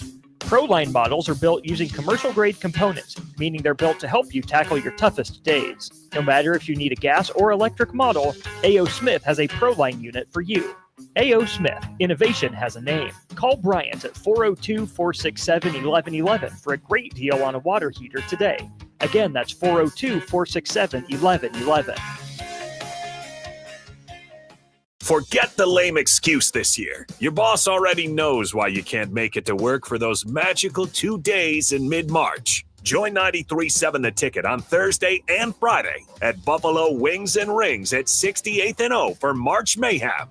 Come early on Thursday and get a ping pong ball with a lucky team on it. And stay all day for prizes throughout and buzzer beater upsets. It's March Mayhem with 93.7 The Ticket for the NCAA tournament at Buffalo Wings and Rings, 68th and O. Are you ready for a new opportunity? Check out Sandhills Global. Join a dynamic team where your skills are valued and your career can soar. We offer full-time positions with a 4.5-day work week, competitive pay, excellent benefits, and a positive work environment. From IT and marketing to sales and finance, we're looking for talented individuals like you. Apply today at sandhills.jobs and take the first step towards an exciting future. That's sandhills.jobs. Don't wait. Apply now. 93.7 The Ticket, Fox, KFXL Weather. Sponsored by John Henry's Plumbing, Heating, and Air Conditioning. The Lincoln forecast for today, we'll see lots of sunshine and it will be breezy and warm with an afternoon high around 83. Tonight, partly cloudy skies and light winds, a low around 44. And tomorrow, we'll see increasing clouds throughout the day, a light breezy and warm with the high near 79. I'm meteorologist Kyle Collector for 93.7 The Ticket and theticketfm.com. Hi, it's Joel Norman, the voice of your Lincoln Stars hockey team. Tune in to 93.7 The Ticket to hear the latest on the Stars with myself, head coach Rocky Russo, and special player guests. This is the Adam Carricker Show on 93.7 The Ticket and theticketfm.com. All right, ladies and gentlemen, Jake and I are just having a little friendly debate. And we're back here on the Adam Carricker Show here on 93.7 The Ticket. All right. 18 Huskers are going to be out for spring ball this year. I don't remember how many we had last year. I felt like it was a large number. Was it a large number in year one under Rule 2? Do you remember? I don't recall it being, I never recall it really being 18. This seems like a lot. So the question, okay, we'll just go through the names. Tristan Alvano, I don't know if that's a gigantic shocker. Obviously, he missed a bunch of last season. He's still recovering is what I would guess. Demetrius Bell, still recovering from last spring. You look at Turner Corcoran, I think we expected him to be on here along with Teddy Prohaska. They're still recovering. Let me ask you this question because, you know, we always throw, I actually just saw this. Shout out to Mitch Sherman on Twitter. This is from a couple of days ago, but I just saw newcomer Dane Key singles out Ja'Cory Barney as receiver that he's excited to play alongside at Nebraska. And I quote, "The way that guy moves is very special." So that's something to get Husker fans a little bit excited about. But you kind of just look at, you know, Henry Lutovsky, Turner Corcoran, okay, to be clear is who I'm talking about, and Teddy Prohaska as, hey, man, they're coming back from these injuries. These are guys who have played a lot, at least in Turner's case.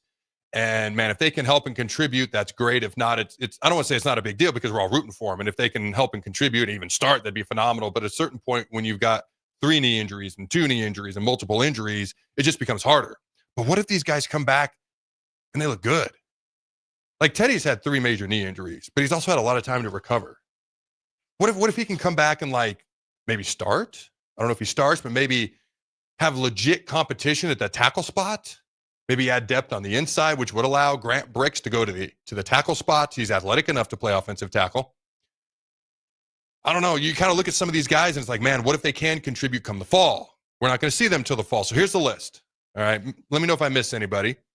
Jake, Tristan Alvano, Demetrius Bell, Turner Corcoran, Gunnar Gatula. That's a guy that, man, that's unfortunate because we're going to need him to play. And he one of our 5 best linemen, in my opinion. I've kind of got him down as a question mark, not because he didn't play well last year. He did play well, especially for the spot he was put in as a freshman. And he's the guy that's going to need to play for us. So I've kind of put him as a question mark this offseason just because of the injury, just because of the youth. But I actually think he can be a really good player for us. But you want a guy like that to get a bunch of reps, obviously you got to get healthy first. So Carter Nelson, all right. So this was put out, I forget what it was. Tim Vergers mentioned that he didn't expect Carter Nelson to play in 2025 following his hip surgery that he had. Now, he clarified later. That was an opinion. That's his opinion based on the amount of tight ends we have, based on just the injury itself and how difficult it is to recover from something like that. He's not saying, hey, this is what some doctor told me. This is not what the team physician told me or trainer. There was nothing like that, no inside information. So obviously he's rooting for him to play, and it's I think, could be a potentially very stacked tight end room, potentially. Use that P word. But, you know, we'll see what happens with Carter. I will say this. I hope he gets back because you look at him and Heinrich, you can move those guys around. They're tight ends, I know. But you can move those guys around like chess pieces. Like Heinrich could legit take a couple of snaps at running back. Is that why we haven't brought in anybody else via the transfer portal for running back? Is Heinrich going to be the backup running back here? I don't know. You got Lindenmeyer, all right, to take reps at a normal tight end position. I mean, they put Carter Nelson at running back on the goal line last year because he's so athletic. They wanted him to use his explosiveness and jump over the line, right? Jump over for the touchdown from the running back position. So these are guys you can put all over the place. So we'll see what happens. All right. Mac Markway, tight end. Jalen George coming in from the transfer portal. Edge. Jameer Khan, another transfer portal defensive back. Roger Gradney, Evan Taylor. Dawson Merritt, who you and I were discussing. Maybe he's coming in with something, or maybe something happened in winter conditioning we don't know about. That was a bit of a surprise for me. Pierce Mooberry, linebacker, Teddy Prohaska. We already mentioned Henry Letowski. All right.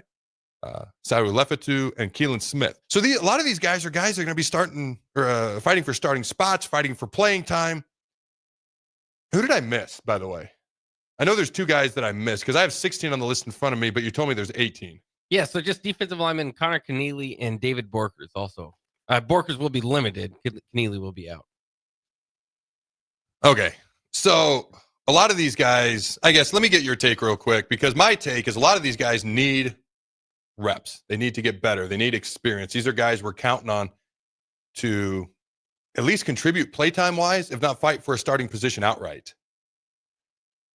But my question for you, is this like a sort of a concern that so many guys are out? And I remember there was a decent amount of guys out for spring last year. Again, I don't remember if it was this many, but I remember thinking, wow, that's quite a bit of guys that are missing spring ball. Is this like a concern in your mind at all, Jake? I think defensively, you're looking at guys that maybe like Dawson Merritt. It's interesting. Jameer Khan coming in for the transfer portal. Maybe that's part of the reason these guys, you got these guys, or part of the reason it's interesting for like a Dawson Merritt to come and graduate early and then have to sit here. Like you said, maybe it was winter conditioning or something that happened post his playing career. But I think there's a lot of guys, and then you put the Demetrius Bells and the Turner Corcorans and the Mac Markways, all this we kind of knew were injured. So there's a certain group of guys there. So altogether, I'm not over too concerned, except for the offensive line. The offensive line is the big question mark for Nebraska's offense coming into this. And they're going to have, it might be a blessing in disguise. You might kind of get some depth there with a lot of guys getting reps this offseason, or excuse me, the spring season. But yeah, between Corcoran and Letowski and Prohaska, you figure those were guys that could definitely help in Gatula specifically, sitting out the spring. You thought that he could probably use the reps going into next year. But here we are. So I guess the offensive line would be my big concern from all these injuries. That's a great point, specifically looking at the offensive line, because while I feel like the interior offensive line should be pretty good, we haven't actually done it yet. Talented offensive tackles, but we haven't actually, I don't think like we put together a good season as an offensive line in quite a while. I'm tired of using the P word, potential, for the offensive line. In fact, last year I used the E word, expectations. I don't know what to expect this year. So I don't want to go back to using the P word. I also don't want to use expectations because it didn't go the way I wanted last year. It wasn't terrible last year, to be clear, but it wasn't where we want it to be. It's kind of like you said about Dylan. We don't want to win games in spite of Dylan. We want to win games because of Dylan. It's the same thing with the offensive line. And it's fair to expect that at this point. We don't want to be winning games in spite of the offensive line. We want to be winning games because of the offensive line. That's what I want to see. As far as being a concerning trend, I believe our strength coach is very, very good. That's why NFL teams were trying to poach him this offseason. I believe Matt Rule's a demanding coach and demands a lot out of his players. I do believe we have a good training staff. So for me, I'm not going to get concerned about the amount of guys missing spring ball unless this happens again next year. If this happens again next year, I think more questions need to be asked. I think for now, I'm concerned because I want the offensive line to get reps and get better. Outside of that, it's a natural part of building a team, building a program, running a tough winter conditioning program. Guys coming back from injury like Demetrius Bell, Turner Corcoran, Teddy Prohaska, that was already underlying stuff, as we know. So we'll see what happens. For me, I'm not too concerned. You can let us know on the text line if you're interested, unless this happens again next year. Any final thoughts before we head to break, Jake? Oh, well, especially next year, it'll be a little bit more concerning too, because by then you won't have, this year you at least get the grace of not everybody has left, the walk-ons, so that you can still run your full practices. But if you start off with 105, you're missing 20, that could be a bigger deal. It's a good point. Very good point. All right. Oh, and Teddy Prohaska is going through workouts. There's a picture I saw online. He's in the middle of doing the full workout. So that's always encouraging to see as well. All right. Don't go anywhere, ladies and gentlemen. We'll be right back. Are you ready for a new opportunity? Check out Sandhills Global. Join a dynamic team where your skills are valued and your career can soar. We offer full-time positions with a 4.5-day work week, competitive pay, excellent benefits, and a positive work environment. From IT and marketing to sales and finance, we're looking for talented individuals like you. Apply today at sandhills.jobs and take the first step towards an exciting future. That's sandhills.jobs. Don't wait. Apply now. At Valentino's, we're on a mission for tradition. On every slice, for every bite. Golden baked crust, cooked to perfection every time. Savory sweet sauce that's made from our own secret recipe. Loaded with the perfect amount of fresh toppings and melty mozzarella cheese. It's the tradition that Nebraskans have come to love. From game day to every day. Valentino's. Taste the tradition. Leprechaun Lemonade is back at Raising Cane's for a limited time. Enjoy the same freshly squeezed lemonade you love, just made green to celebrate St. Patrick's Day. So raise a glass to hand-battered, cooked-to-order chicken fingers. Cheers to crispy, crinkle-cut fries. Salute to secret cane sauce. And toast to, well, toast. Happy St. Patrick's Day from Raising Cane's Chicken Fingers. One love. Forget the lame excuse this year. Your boss already knows why you can't make it to work for those magical 2 days in mid-March. Join 93.7 The Ticket on Thursday and Friday at Buffalo Wings and Rings at 68th and O for March Mayhem. Come early on Thursday and get a ping pong ball with a lucky team on it. And stay all day for prizes throughout and buzzer beater upsets. It's March Mayhem with 93.7 The Ticket for the NCAA tournament at Buffalo Wings and Rings, 68th and O. McKinney's Irish Pub in the Haymarket is your place for English Premier League soccer. On Saturday, Nottingham Forest plays Man City at 6:30 a.m., followed by Liverpool versus Southampton at 9 a.m.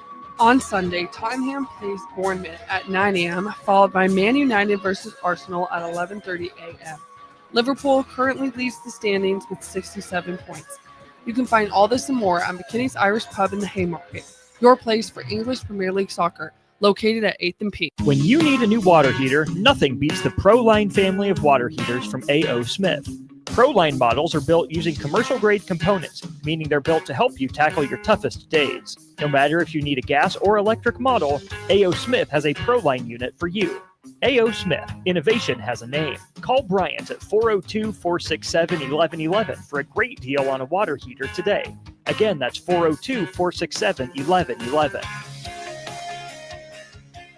What's going on, fans? This is Lexi Rodriguez, four-time All-American at Nebraska and now proud member of Omaha's newest professional team, Love Omaha Volleyball. League One Volleyball is bringing the heat this year. Don't miss your chance to see Olympians, national players, and national champions right here in Omaha from now through April. We can't wait to see you cheering us on in the stands. Visit lovboma.com to buy single match tickets to see me and Love Omaha Volleyball in action this season.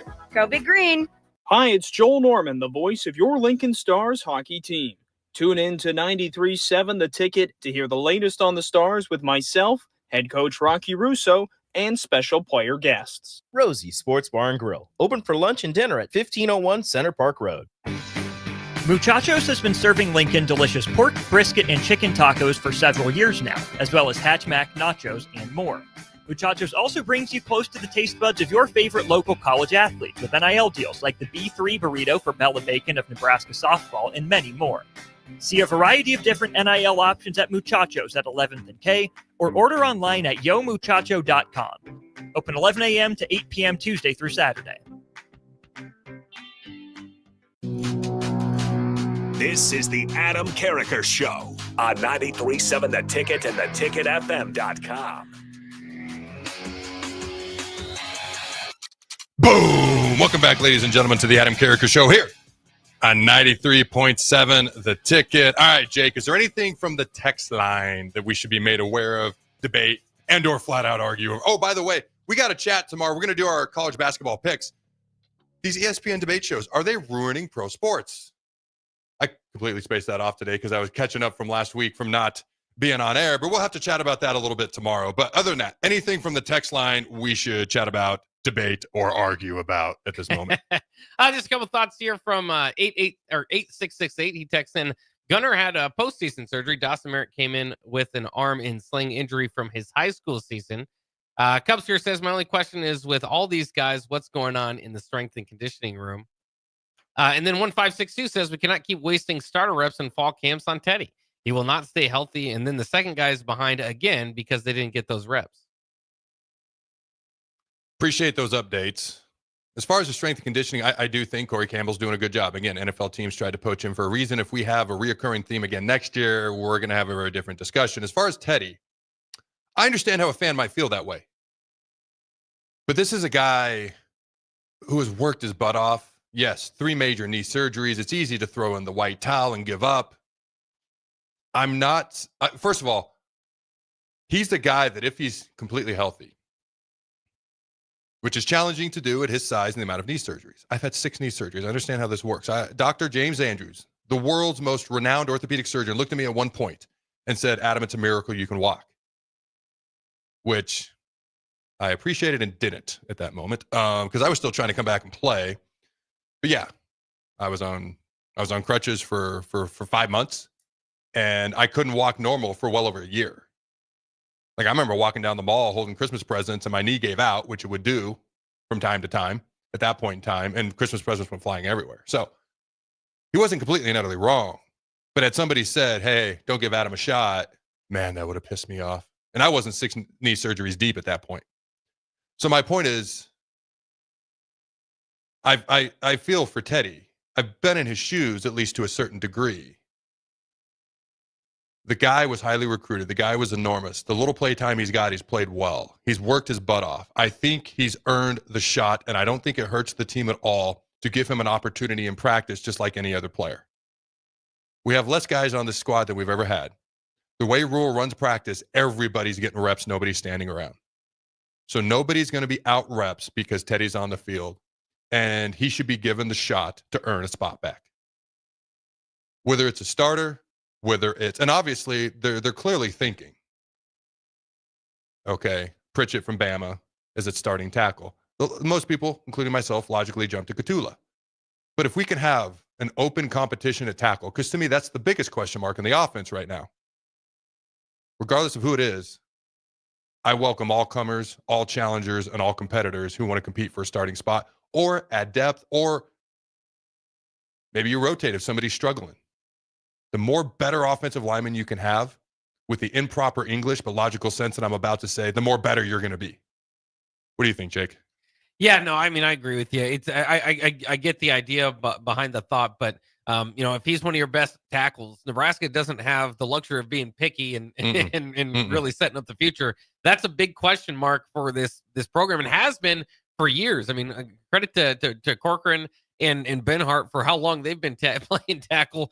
Corcoran sometimes maybe feels like he could have maybe had a better career at guard, but they just never were able to bring in enough people to compete with him. So if he stands, injuries aside, if he's one of your best tackles, you gotta try to get him out there and hope that he stays healthy. I mean, injuries are a part of football, and we get that. But to me, it's just that's such an important position. You play the best player. If he's one of the best players, injuries history aside, he's got to play. I agree. You said it, but Nebraska doesn't have the luxury right now. We don't have just like, hey, there's 3 offensive tackles right there. There's 3 on the right side. There's 3. Like, we don't have that right now. At least it hasn't been proven. Again, if he gets the opportunity to earn the spot and he doesn't earn it. I think he's earned the right to have an opportunity, especially with all, these people that are going to be out in spring ball come the fall. He's earned the right to be given the opportunity to earn the right to play and contribute on the field. If he does it, awesome. If he doesn't, he doesn't do it. All right, a couple of quick final thoughts or final headlines for today. This was announced at the end of last week, but Nebraska will pay new GM Pat Stewart $800,000. And the very next thing I have, Sports Illustrated, UNLV AD Eric Harper says the athletic department can only pay their new head coach for 2 years in football. Did you see that?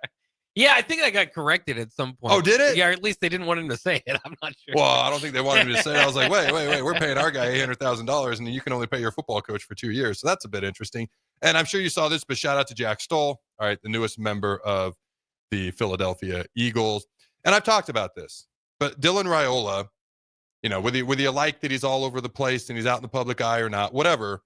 But the dude, I feel better knowing that we have people who are also like, yeah, he's in the weight room at 6 a.m. And I've talked about that. I've also talked about how he probably peer recruits more. He peer recruits more than anybody else on the team at Nebraska. Dane Key talked about it. Okay. And so it's one of those things where Nebraska's doing a lot of recruiting. Now, they've had some of these guys already in. when you look at the 2026 visits, 4-star defensive end Luke Waffle, 4-star wide receiver Jabari Brady, 4-star offensive lineman Deacon Smith, 4-star running back Dzathan Walker, 4-star athlete Ryan Mosley, 4-star tight end Camden Jensen, easy for me to say, a highly thought of cornerback in CJ Bronow, and 3-star tight end Lincoln. And so it's one of those things where I don't mind a guy, like I've said, okay, being out in the public eye as long as you're doing the things when nobody's watching as well. Oh, I forgot to mention Nebraska 4-star cornerback commit CJ Bronow is set to visit several programs. Okay, Nebraska, Florida State, North Carolina, Clemson, Florida, Penn State, but they're doing a lot of recruiting. Coach Rule, his staff, and Dylan Raiola is putting in a lot of effort to help recruit as well. And the final thing of the day that I got here, it just cracks me up that this is kind of a thing. Because Matt Rule had the TikTok workouts, at least that's what they were called. West Virginia coach Rich Rodriguez bans TikTok dancing. And I quote, "They're going to be on it. So I'm not banning them from it," talking about TikTok. He said, "I'm just banning them from dancing on it. It's like, look, we try to have a hard edge or whatever, and you're in here in your tights dancing on TikTok. Ain't quite the image of our program that I want." Final thought of the day, Jake. What are your thoughts on Rich Rod banning dancing on TikTok for his football players? Well, I definitely love Rich Rod back at West Virginia. That will be fun. But yeah, I mean, I think it's time one of the old school coaches stand up, right? Because there's always this gap between kind of like younger people and like, well, that, yeah, like you said, just going to be doing it, and then the older people, just call out older people. But my co-host there on the Captain, they hate any sort of dancing, any sort of anything that isn't showing winning on football when you're not winning. I think that there is, he might be the coach out there for that crowd, I suppose. Matt Rule's always ahead of the curve. Where was Rule on this? We're doing TikTok workouts. He's banning TikTok. Come on, Rule. You got to keep up with. No, I'm just kidding. All right. And some of my favorite teams to watch, I think I was in high school, maybe early years at Nebraska. I forget the exact years. No, you know what? It would have been while I was at Nebraska. Steve Slayton. All right. Who was the wide receiver that I've equated Ja'Cory Barney to several times? First round draft pick by the Rams. From West Virginia? Yes. I know who you're talking about. Oh, it's going to drive me nuts. Google it real quick for me, if you don't mind. See if you can come up. Because he's one of my favorite players. I can't think of his name right now. Like, you got Noel Devine, you got Steve Slayton, Pat White. Tavon Austin. There it is. Thank you. Pat White. I loved watching that dude. I remember he was a second-round pick by the Dolphins when the Dolphins were doing the whole Wildcat thing. Remember when they just destroyed the Patriots that one day with Wildcat after Wildcat? And then they legit made Pat White, who had no business being a top 3 pick as a quarterback, a second-round pick because they wanted to run Wildcat. He's now back as the quarterbacks coach at West Virginia. So I loved it when I saw that a while back. Like, one of my favorite collegiate players to watch. And we actually crossed paths for a bit in D.C. So Colt Brennan, before he passed away, was there in D.C. when I first got there. All right. They let go of Colt. And it was Donovan was still our quarterback. They hadn't yet drafted RG. And Pat White was in the building for a bit. Very solemn dude, very serious. He was only there about a month. Man, he had some of the worst throws I've ever seen a quarterback have in practice. So when I say he didn't belong as a second-round pick, it's based on what I saw in practice. The dude with his legs, and then as far as loving watching him play and being a fan of his, when I saw him in the building, I was like, "What's up, dude? I love playing with you in NCAA college football. You and Steve Slayton." And then they had that fullback that was a monster too. We actually went to the Playboy All-American thing before my senior year. He was there. That dude was nuts. He had a good time. Let's just say he had a good time at the Playboy All-American thing. But Pat White, man, it's not very often I'll meet somebody and I'll get excited. Like, I'll fanboy out a little bit. But man, there were some passes. I legit asked Haz. I talked about Haz earlier, the D coordinator who traded for me to go to DC. I was like, Haz, did they put a running back at quarterback? He's like, no, that's White. I was like, oh, okay. But he was a good dude. Loved watching him in college, but he is the quarterbacks coach back at West Virginia. I love that McAfee's back doing stuff at West Virginia, at least from time to time now. Rich Rod is back. Pat White is back. I can't help but wonder what would have happened had Rich Rod never left West Virginia. All right, ladies and gentlemen, that's a wrap for today. I'll see you fine folks tomorrow. Until then, go Big Red. And always remember to throw the bones.